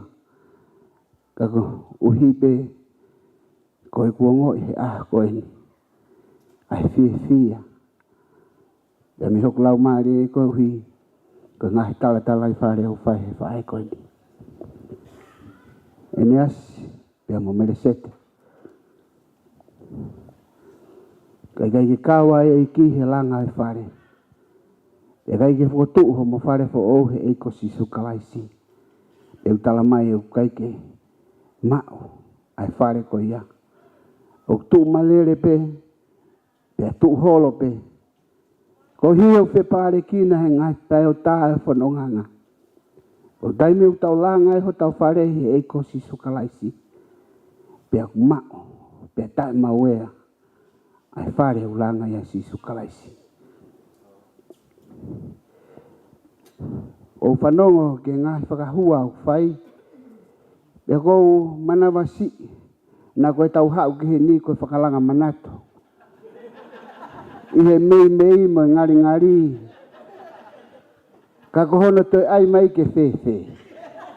Ko vilo sario te taimi pa ko hao e motu a pa ko moone tala koe mātua. Ko tau whakaau ke tau tō e la a. Oua te whaiha whakamanatu sio ka sisu. Ko sisu ho tau whakamaunga. Koe mea koe mai malawe ko hiri osia. Koe ahoni tau whakamamau ke he eiki. Koe tau te o mai o me mea koe ia kuni hangai o whakavare i ho tau atamai. Pai pa tau o sua saiti a peitu. Kono muka kuhangi ko rea na whai kau. Pea ko manatu ke rea tangata eiki whai kau koe ni. Ne pehe. Kai peke aha no muka e ke. Koe tok no muka ine usai. Whakamalo ato mou. Mea aha koe ni. Tahine Savelina. Whakamalo ato kei. I mea peho mea ngā. Tupe mua ke mau. Whai peha tala noa. Koe uhi koe aha koe ni. Awe ahoni he kai te whoki mai. Koukore peke ulawe si pe ki he whounga. Na silere anga Eneasi ki o kuloto whare. Eneasi. Talu ho hufia hau kuloto whare. Muetongia hau kuloto i te koe. Awhio eiki ho kuloto na hui hingoa koe ki loto itaniti. E aho kotoa pe. Kouhi koe aho koe ni. Pei kai ngata i te koe Eneasi. Kau atuai mo whaamiri, ho whae mo tamai, he kui ngoa he aho kotoa pe. Ke nau loto, ke whakahoko e aho koe ni Eneasi. Pea ku tari loto e iki Eneasi e aho koe ni, pea ko whawheta ilahi ai ke eki. Nā kureanga Melesete, ton ho whiri. Pea ku moone lau koe puna ke, ko ton ho tau waka, he ka tuka tau wholau. He kua moone ho tau tala, nā ku kore ki o toa tangata tā mea. Ko mau api, ko maha ko fuki tā e whāpe nima. Ko e ku alu, peo o whaiwhai ko alu ako tā mea, mahana ku hango lau ko koa, mahalo ne oso mahina ano, te kai peke ilo afo ilo mia. Ka koe ahoni, tangata mo pauline ko whapapa watu tai loto eiki, ko mao tangata tāki pote. Eneasi, whawhitai ke eiki, tari loto eiki he aha koe ni, te ho waka koe ke ta aru taua, kai ke toi pure mata hae ka koe. Pure pea si su ia. E ko uhi ko urea meao he mooni, tari loto eiki he aha koe ni. Pea koe ia, ko whamomore atu, ki he whamiri, pea pehe ki he whamiri o tangata, pea pehe ki aku motoro no kotoa pe, whamiri o tangata mo pauline. Ka guai ha whakafotunga, pea meki motua koe ni, mohoku kai ngā mo lere na mauwhai he aha koe ni, pea pehe ke aho ne. Ko kore, wafa eiko sisu kalaisi, whamore ia ngeao. Ko poto pea ni umui, pea koe ku ihe ni, ko fietu whataha pea mo kumutoro. O ko ofa lahi atu ke te kumutoro, mo ngai fofonga, ka mooni ho tau tala whai he fofola. Ilo beha mea ilo ai ki tau tolu, tau whi ofa aki he eiko sisu kalaisi. Pea mooni tala whai Paula, ai beha mea ilo ai ki tau tolu, he tau whi tokangoni aki. Mahu inga piho tau ka inga he eiki ki tau whi ofa aki. Ko ia oe tuku he tau whi hufia aki. Koe ni ko tau whamiri. Te hange ko urea nai whai ane nai. Ui ho kuhingoa, pia ke tala kia sisu ho kuhingoa he a koe ni whamiri Kavapalu. Ko ia ko atu ai. O whalahi ka te kumoutolu. Whamalo atu. Whamalo atu. Ka te kumoutolu. Mo lava mai. Kumoutolu kotoa pe tau kau ngā kau whata. He a koe ni. Pauline mo tangata. Whawhitai ke eiki. Malo ma tangata whaafofa a koe ni. E hange ko e lau, on pehe e ki ho tau toa. Whawhiunga anga e tau mo ui mo tau ngawe ane. Koe ni. Eneasi, lawa ka katoa to tau whatongia. Ahoni, lawa ka katoa mo whatongia. Tau fia mo tau whamalo ke e ki. Hoko ato e tau ngawe he e ki. Koe ke tau ilo ke anga e ta hala whanonga. Ko hai e te tau tolo e mo omo atu. Pe hange ko e lau. Sio ke e ki tuko te whakamanatu e ko hiri. He koe mea ia ko osi. Pea kono mo ni o whalahi atu te mutolu he wafa sisu kalaisi. Amen. Whawhitai ke eiki. Malo.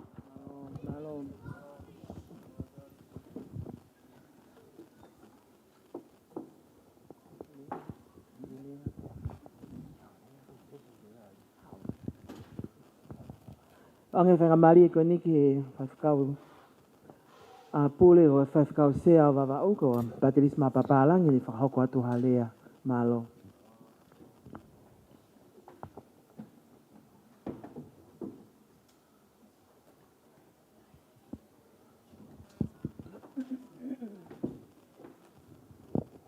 Ko kore peke o whatapu ke awhia o toa mafi.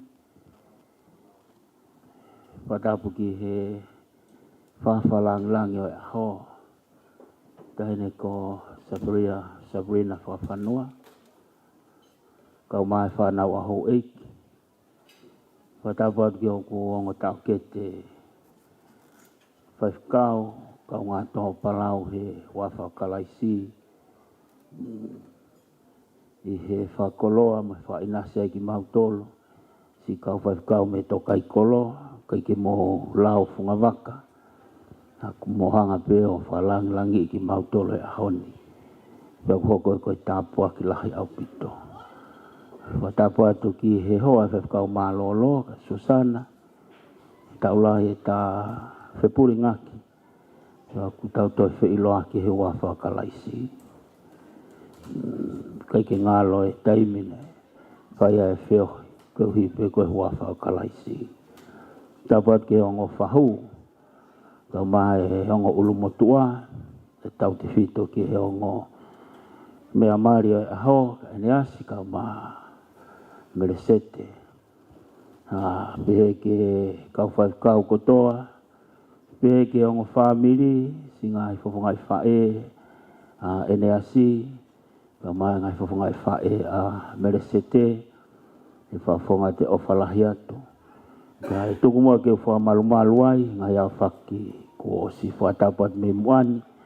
Ka ke au whakaukau te o toelea ko si maapo opo pea ngahi lea. me whare lotu pe ke ongo family, tau ko ongo i pe ko fia, pe mamata to ke kai ngā tokolahi, nei whai ai maheni he kohiri, tau to e whi mata ki, ko more ato e ngai fofonga nei tau whaalala ki ai, kai whawhetai ke toi pe ai eiki, au ko whai ki ai e tau whalala he ngai ahoni, au ko hui he eiki e kau toa e hala whanonga, ka ne toi teo pe, ai kau toa ke hoko atu e taki e whanonga. Pagua e ofalahi atu ke kai ngā Canterbury, ofalahi atu ke te mouton kotoa. Mo e amana kirelei, ngai koe rea ne tau whanong ki ane pō, toa ngai pēha taimi, e toi hanga he eiki o toi whafoki. Ai ngā ue, mo e lau maari e taha. Nai whai ake tau whanonga mai ngai tau kohiri. Pau pēha ofalahi atu, ke whai kau, ka mo e toa whukapoto e ahoni. Mo e amana kirelei, ki he whama whai he otua. Ai ngā ue lahi, hiri whaki hono uma, maua pēha mo e toke tā kioa, mo hen pēha pou, ki ngai ngā ue kotoa ku mō whai. Kei ke o ku kau pēwho ke ahoni, e kure au whai ko ku koe kore whamure more atu ki a mere. He whakahua nai whai, mere whamure more he whakahua e tau kuhiri. Koe anga pēwho ke furahe kunofo i wawau. Ka pau te urea manki, o uhinga ia koe Snow White. Koe uhinga ia. Koe uhinga tā noa whawawau, ko pēa ke hau, uhinga ia ke alu. Koe uhinga ia tā noa whawawau. Aku, ka pau e talatu, ke o te mouhau ki he kai koe ni, koe uhinga ia ke mouhau. Koe anga ia tala noa whawawau e whiu tau whai, pa koe a mere mo family ko kore whamure more atu.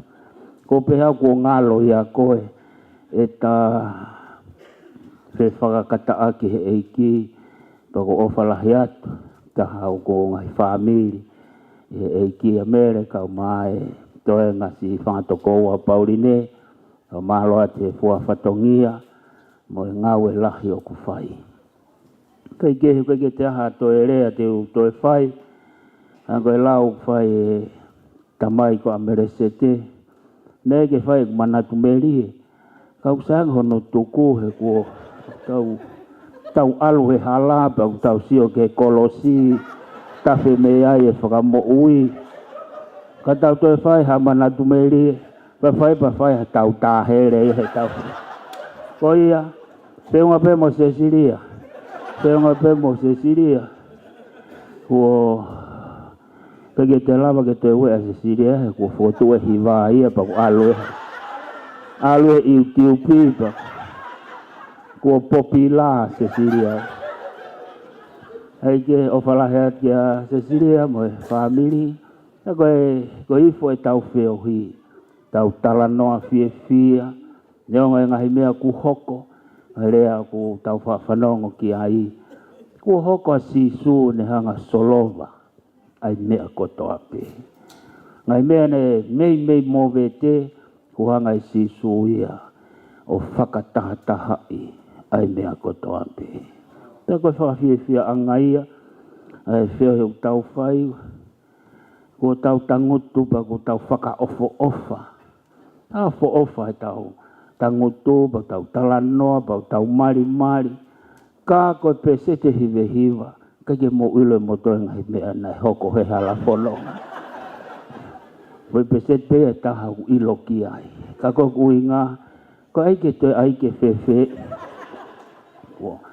Ko ai e whanau, ko ai whangamoko puna. Koe ke tonke nau toi whanongo ki ai. Ke ngahi mea ko ia pa ku tau whawhetai.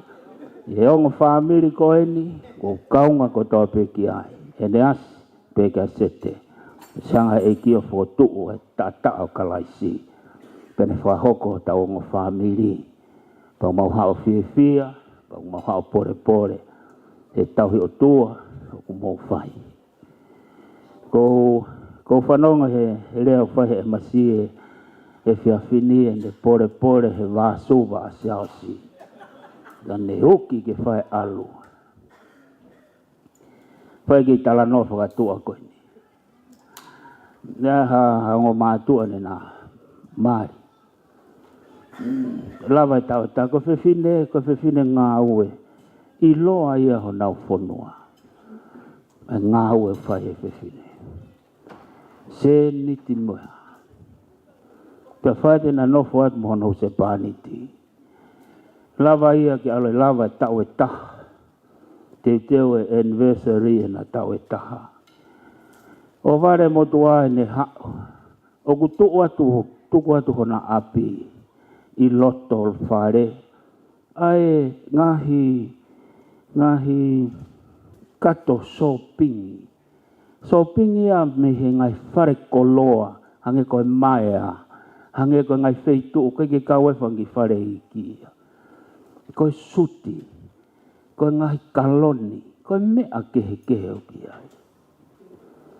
Pea oho vale siana.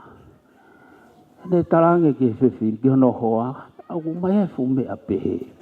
Hame ako mai fu mea lahi pehe. Kai ke ha. Tarange he whiwhine. Taringi. Ko ku uinga.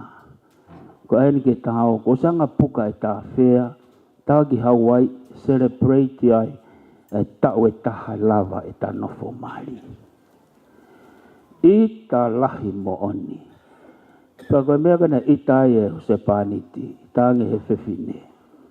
O skuiti au. Pea me he ngāwe. Ke ito e ngāwe au. I ta siana. Keke to e tale siana o. Tau fi ene ita. Ne talange whiwhine. Ko hinga pe tahana ku mari ai mo koe. Ko hui pe ko ngāwe. Ko foi poini pe ana ku mari ai mo koe. Nei ke loto familia koe ka koe.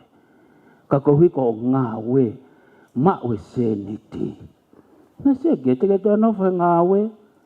Pe to kumi mo fumea mamafa. Kang he waifi. Wai ke tao celebrate. Ma lo lava tau itaha. Kang he siana. Keilo, o se whiwhine ia taha. O se ofa ui ai. Keke te ofa e koko hiko o sino fuko me ngāwe. Te walua, tahana kene kato.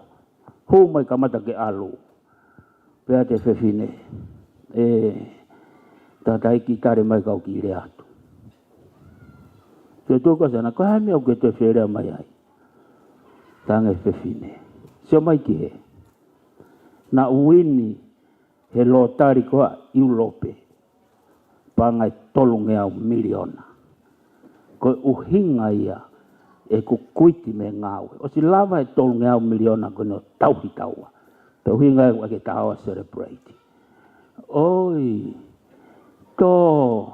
Aifu e motu ave matapa. I'm sorry baby.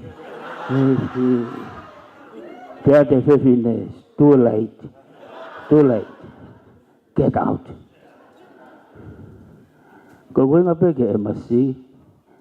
Kātai me ose ai vāsuba ko a siausi.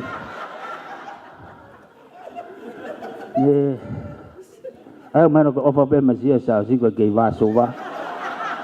Kātai me ko ose ai vāsuba me ose ni. Sorry baby. Eneasi. Sete, kaya ngai tau whanonga. Lahe ngai maari, nau sio mea pe. Fufu pe ho nau loto ngai mea, uhinga e nau nofo. Pei taipeko kamata ke whaka au ke tō atu ngai mea koia. Kamata ke more ai ofa. Kamata rewa ke ngau e whamiri. Ko heo ne sio pe tamasi ke tahi neu ke whaafo ofa. Mei olunga ki lalo hufanga whakatapu. Koe o sea tau e ua. Ko kamata ke lahi e kilo. Alo e kilo e ke lahi. So. Ko kamata ke mole mo whakaau atu. Hena e hunga pek mari mo koe ko sino whakaafo ofa. But now. It's too much. It's too much there. O whalahi atu, tawa ke tāpua ki he iki. Ko tāno whakawawā upeni. Ko tāno kawawā u, ko tāno whakawawā upeni o tau whai. Whamore mora ke hou eiki, mara ke o mātua. O whalahi atu, tawa ke tāpua ki he eiki. Tau whiawhia, pa tau tala noa whiawhia. Heu tau sio mata tō wheiwa ke tari lotu whai e otua. I ngai ahoni ku kehe ai ahoni. Tau whiawhia ai ahoni. O ku mari e tangata te moi whewhine. E ai ha aho, hei ilo, koe ke tau ilo e kahau. Tau mono ia he ahoni. Ko Eneasi, pa mo Melesete. Ko tangata, pe mo whewhine. Mea o whare ai mama, whamalanga he māketi. I ai aho, hifo mai ha taha o whanau, i mai wa puna lupe pau u. Ko tamasi i pe mohono hoa, ko tamasi i. Ko ahoni pe, tau whetutuki e ki. Ko ia mea moni. A ko ia hao whanau, tuki mona nofo wholofola. Ko mea utuma o ahoni. Ko tangata, o whalai atu.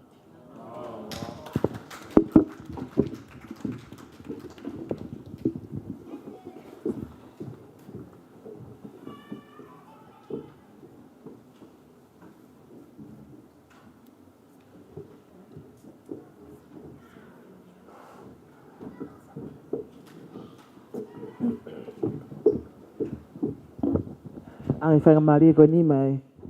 Ang mea mari. Ko ku ala to whana atu pe. Iai ha mea na ki whielea ki ai. Kei whakalolongo pe Eneasi. Ta mai e Melesete. Sure. Whawheta e tari.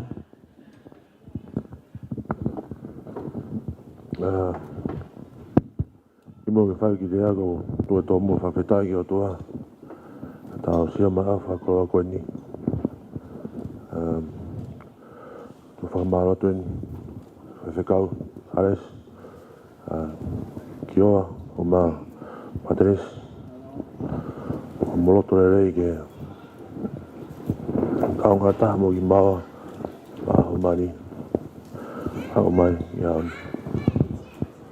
O tukueni whakamaro, Savelina, ko mā whahua sete, and ki mektanga matarita ko ma make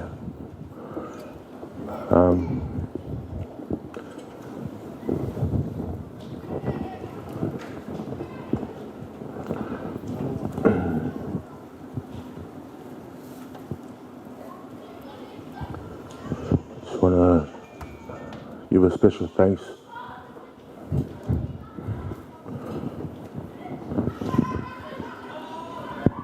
to my parents.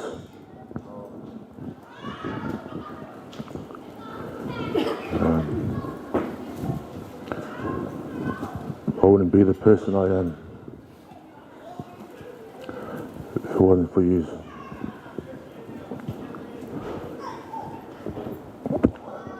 I know at times have been not talangfua, not listening. But I think I am talangfua, because we're here today. I also want to thank my mum's sisters came from all over the world to be here, week in, week out, past couple of weeks.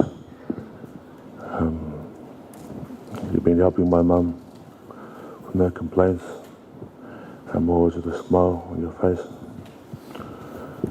I also want to thank Seti's parents for accepting me in your family, allowing me to be a husband to your daughter. I promise to look after her and to lead her for the future. I also want to give a thanks to Seti's sisters, Amelia and Offa, to Paula. Without you, wedding wouldn't be how it was. I know a lot of the behind the scenes work, it was difficult because you guys were interstate. But also, Leah, you don't have to follow us around anymore.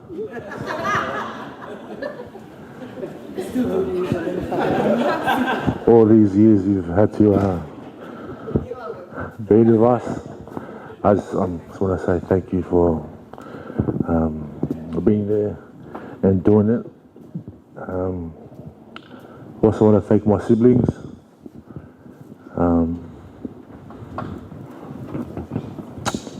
As you all know,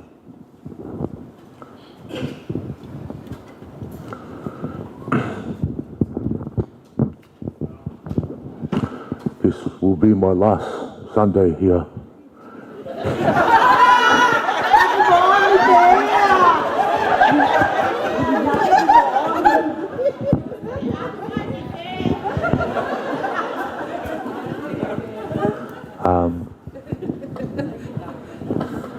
It's been an emotional weekend, yesterday and today. This is home. This is where I grew up.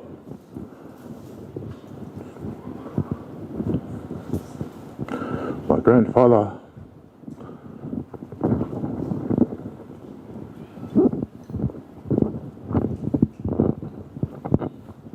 this was my grandfather's home.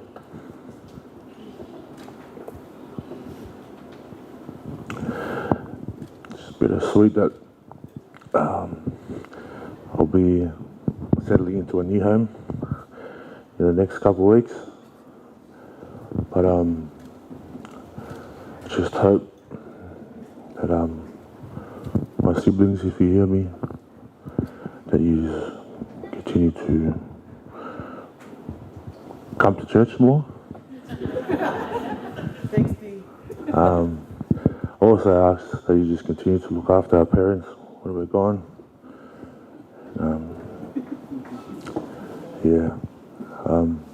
Just want to thank everyone for being here today and also throughout the wedding. If I've missed anyone, I'm sorry. We love you and Rebe Mala. Hi everyone. If you didn't know, I'm married now. Thank God. First and foremost, I'd like to thank our Heavenly Father and our Lord and Saviour, Jesus Christ, for their grace and mercy upon myself and Annie and this journey that we have been on. I'd like to thank Sabrina for being here also, and my whahu. Pehe kia whewhikau sa lesi, ki oa, whewhikau sia vava'u a te lisi.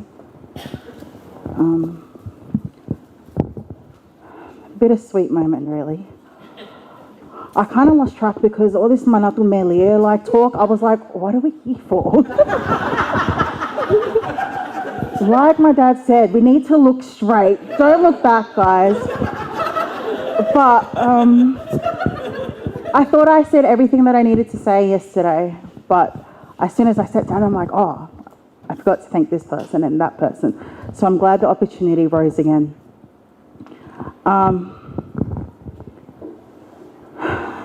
I don't know where to start, but all I can say is my cup is full and my heart is full.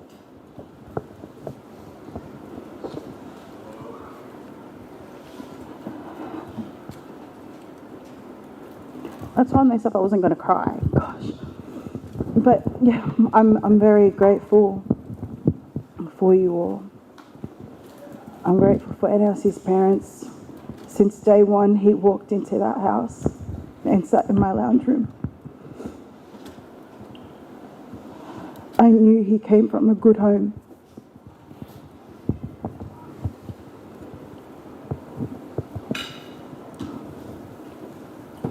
I want to thank them for their love, their support, their discipleship that they have instilled within their son. I'd like to thank his siblings for all that they have done also. His sisters, Lupe and Lita, I'm grateful for you both, and I'm grateful for the relationship we have. And I know that I'm transitioning into a loving home. I'd like to thank my family.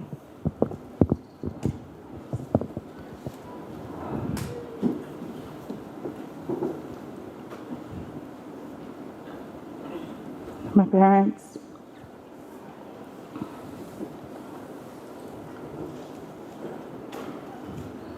I've watched my parents do the absolute most for us growing up. Leading up to the wedding, I'd go to sleep. My dad's still at work. I'd wake up, he's still at work.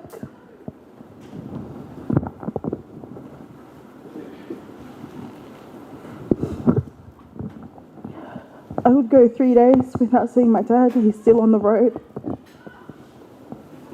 Or he's out fishing. Continuously being a provider.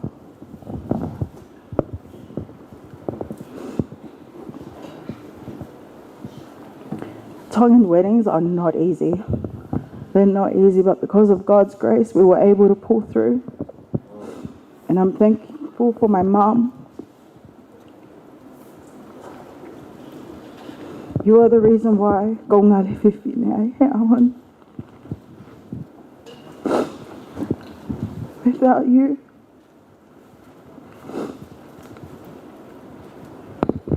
I don't know where I'd be standing or where I'd be looking or what to do. But I'm grateful, Mum. To my siblings, you guys sacrificed everything this year and put my needs first.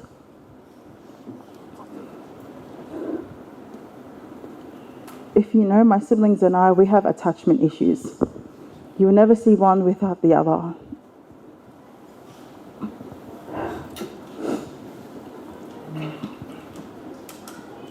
And I'm grateful that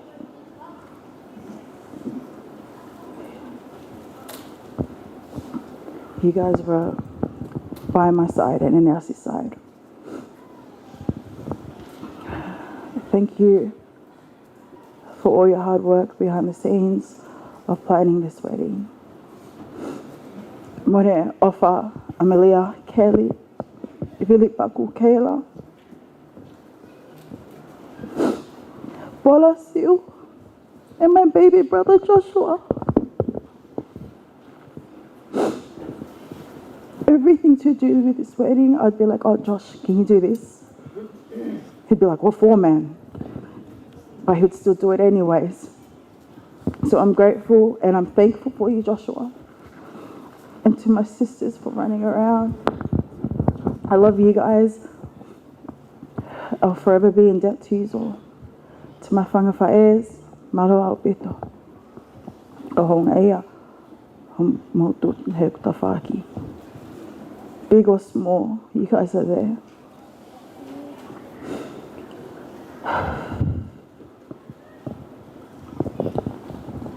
To Eneasi's whangawhaes, I'd like to thank you again. My family is very honga ea.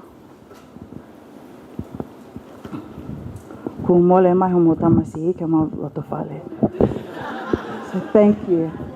And finally, we have someone who can sing in tune because my family, oh my goodness. So we're looking forward to it. But all in all, I love you all. I'd like to also thank my Grove family, my Grove church for flying down for this wedding. It's not a little trip. It's a really long way to come. So I'm really thankful for everyone in the Northern Territory for coming down. My entire guest list flew down for the wedding, and I'm grateful for you all putting aside your time to be with us today. If I've missed anyone, please forgive me.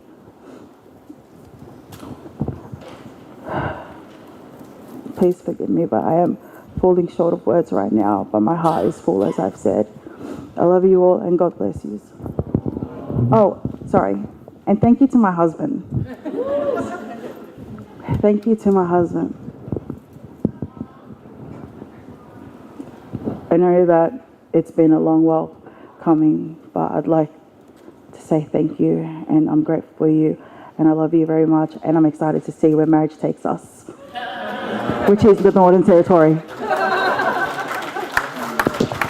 And Loz, I love you, Loz. I love you, Peta, and I'll see you on the road.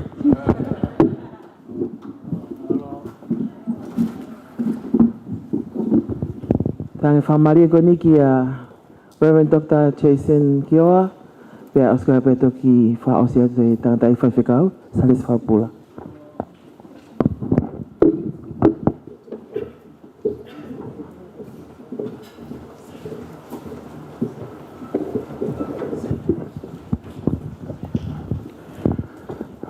Holope mo mea.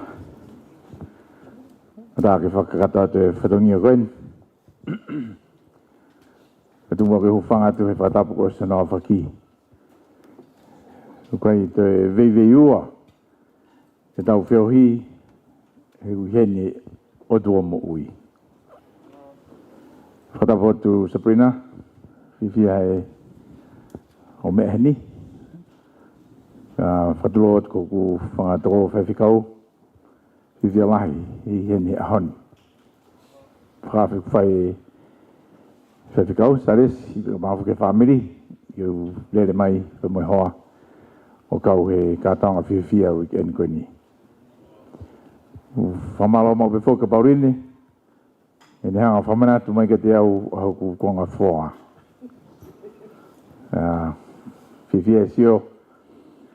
O kei whaipe whatongia o e uhinga tau whoa ai, hanga e lea a merewea, pia ku pulia. Mo whamore mole ki whoa e ta, wale he rea whatonga. O si atu ki he whae koe ni uke tō whine, kone o si lawat. I just want to bring an acknowledgement for today. Today, in John's Gospel, is Jesus' first miracle. No confusion. It was a marriage between a man and a woman. And in that wedding in Cana, in Galilee, they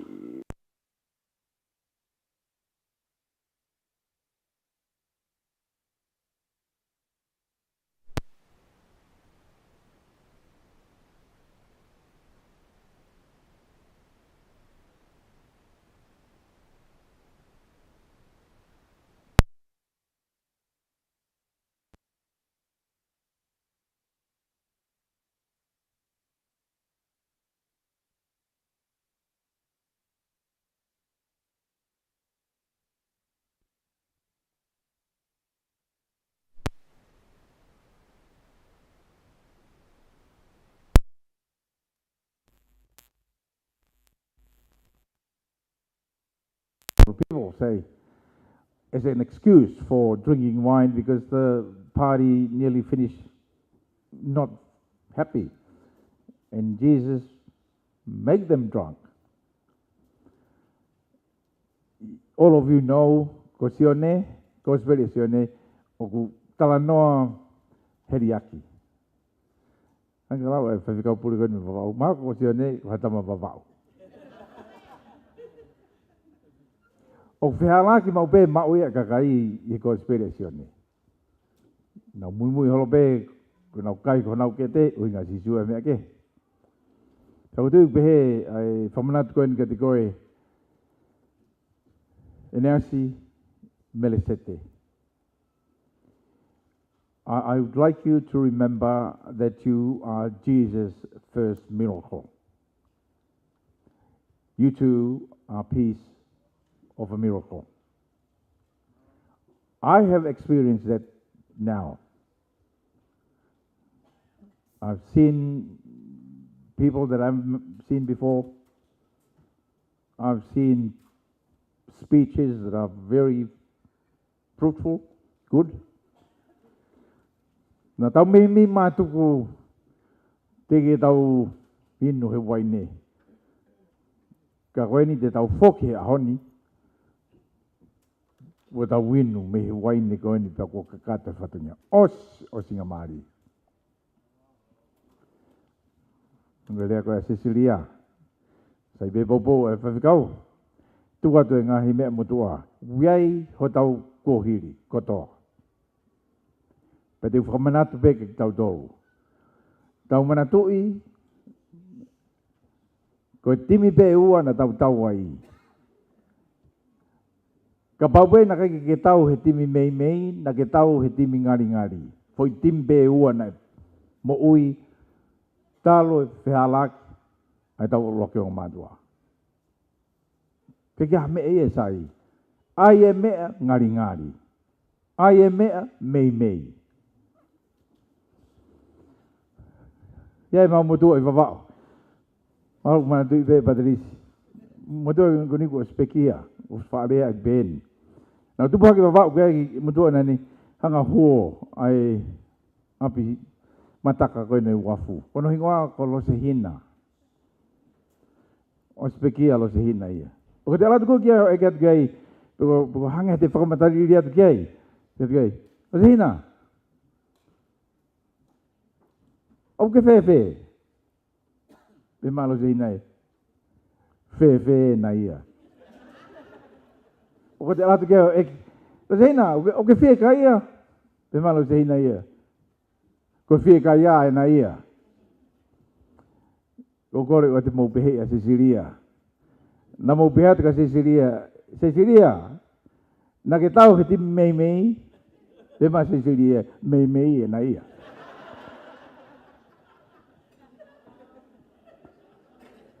Na e ua pe timi. Ko timi mei mei. Mo timi ngari ngari. Hanga e whirio ai. Kai peke tau toia usia. Ai foi tuunga. Toki hifo folo ka kano. Pene tui e teunga ka kato. Uhinge folofola. Koe mari o tua kono si. Uhinge tau hike hakea me tau he mei mei mangari ngari. Ka tau mao e tāpua ki nai mole he waki atama. Hifo kalaisi. Aika kano. You are all a piece of that miracle. Please accept that. Don't look like somebody who likes playing in the Mei Mei team or the Ngali Ngali team. Runa e motua. Alata mao e ne foi moa he vao. Haia pe heia koe moa hauia. Ia ne whanga moa o ange foi fua o tata o ia e motua moa. Pea hore peku o fua hake o whaarea ke mara whangi moa.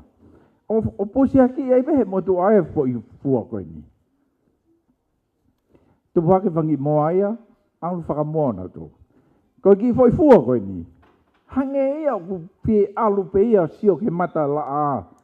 He likes to fly. You know?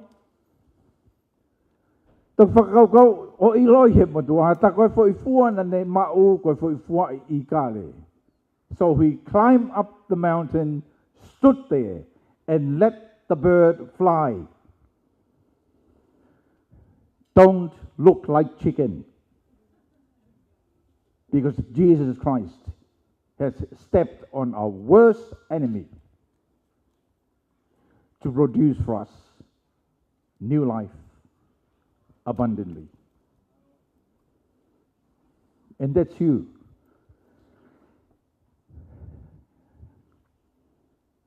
Hanga sisu Eneasi, Melesete. You guys are a piece of miracle. You believe that. Kon po si me ka fa mga family na ko to o tau Eneasi ahen. Pea we kai ke yai hataha o kuki mata Eneasi. Please. We have all been saved through the blood of Jesus Christ, through God's grace and grace alone. So that none of us will be proud of anything.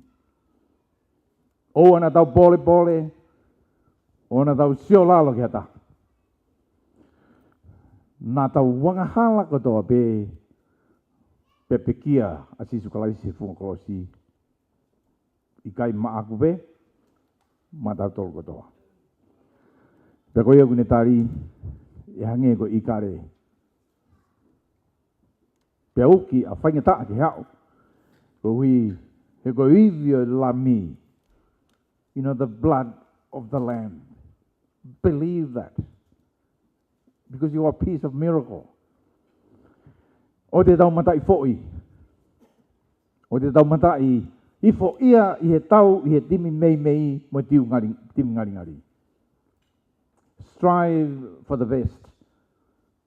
Because God is the best. And He will hang around in this earth to make sure that the devil is squashed.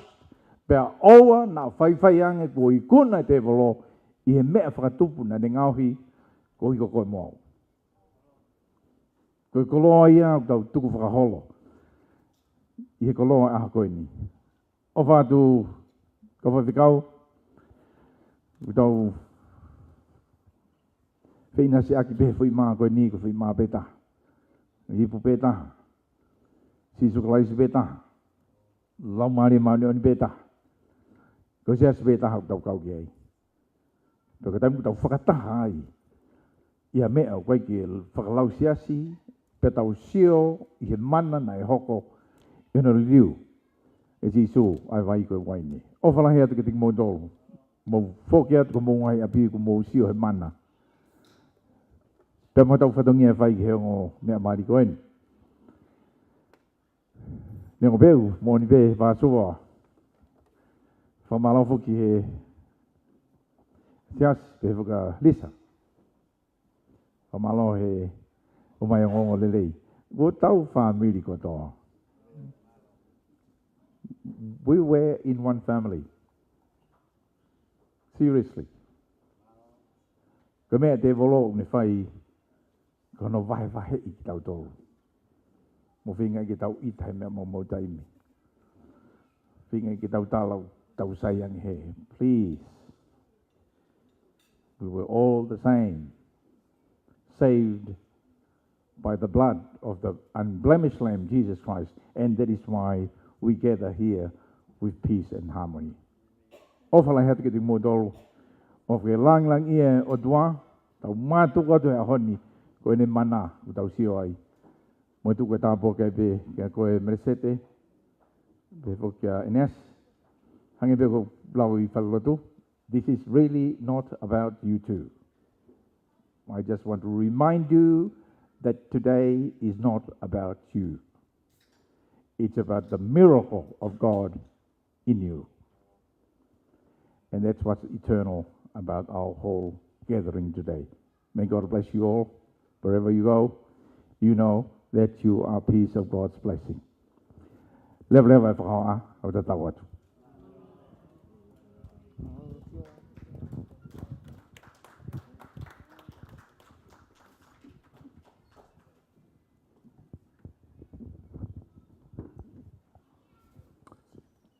Kei te o toi whaloloa. Pea ko whai whikau koe ko onai whatongia. Ai rea whakaosi.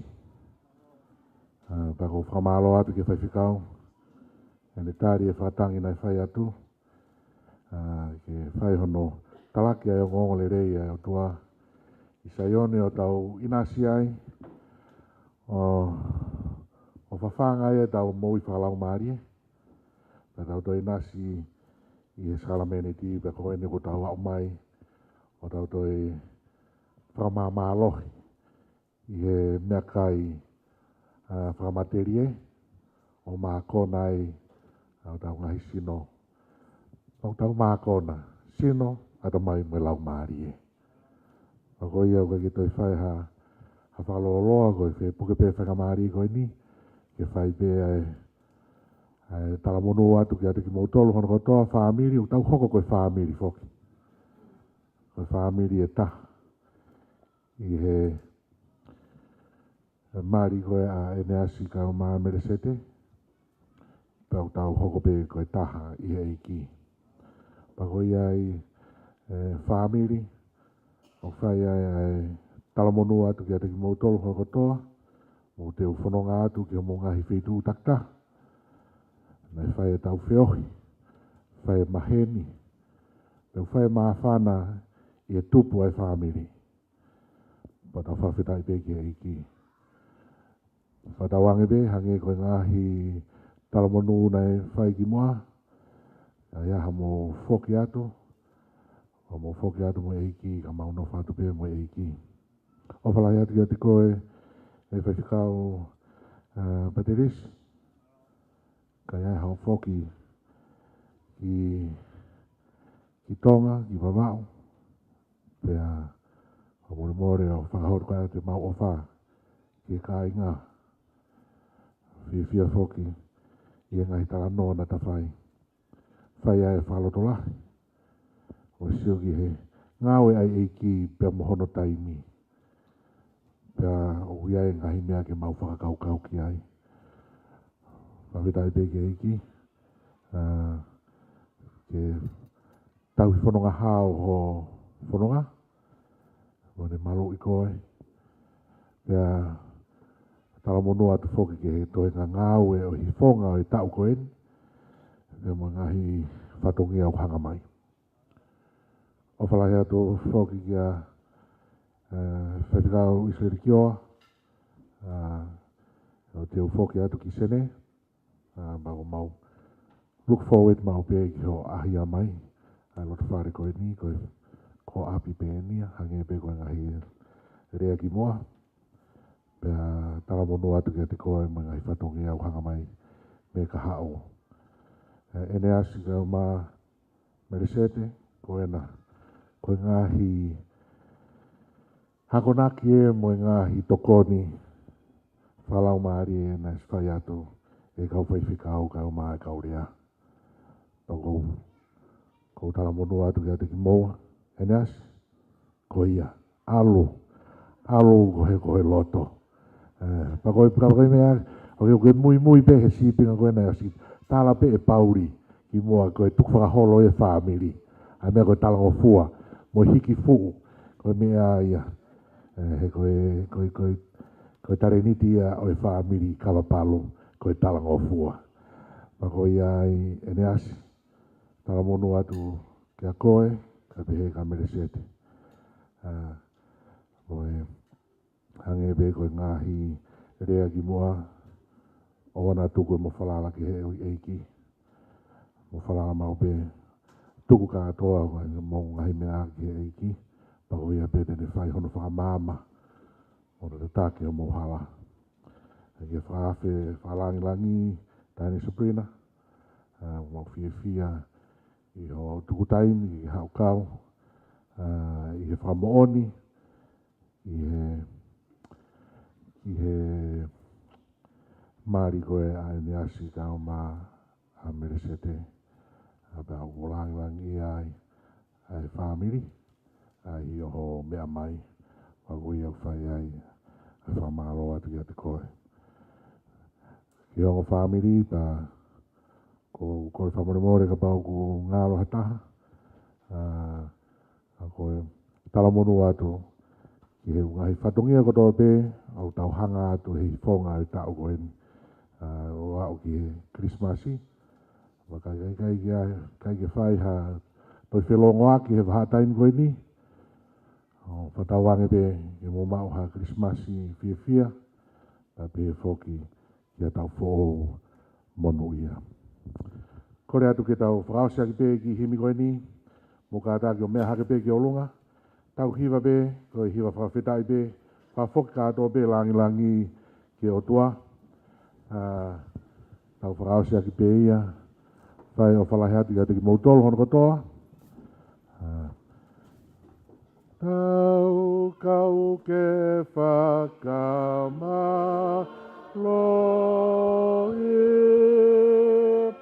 ai tamai alo lau mare kakai ola ina kau mo mamani poli petau kau ke whakamalo ia tamai alo lau mari kau ai kakai ola angina kau mo mamani poli.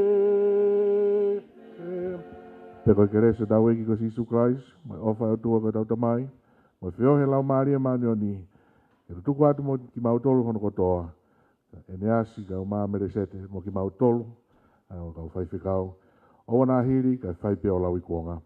Amen.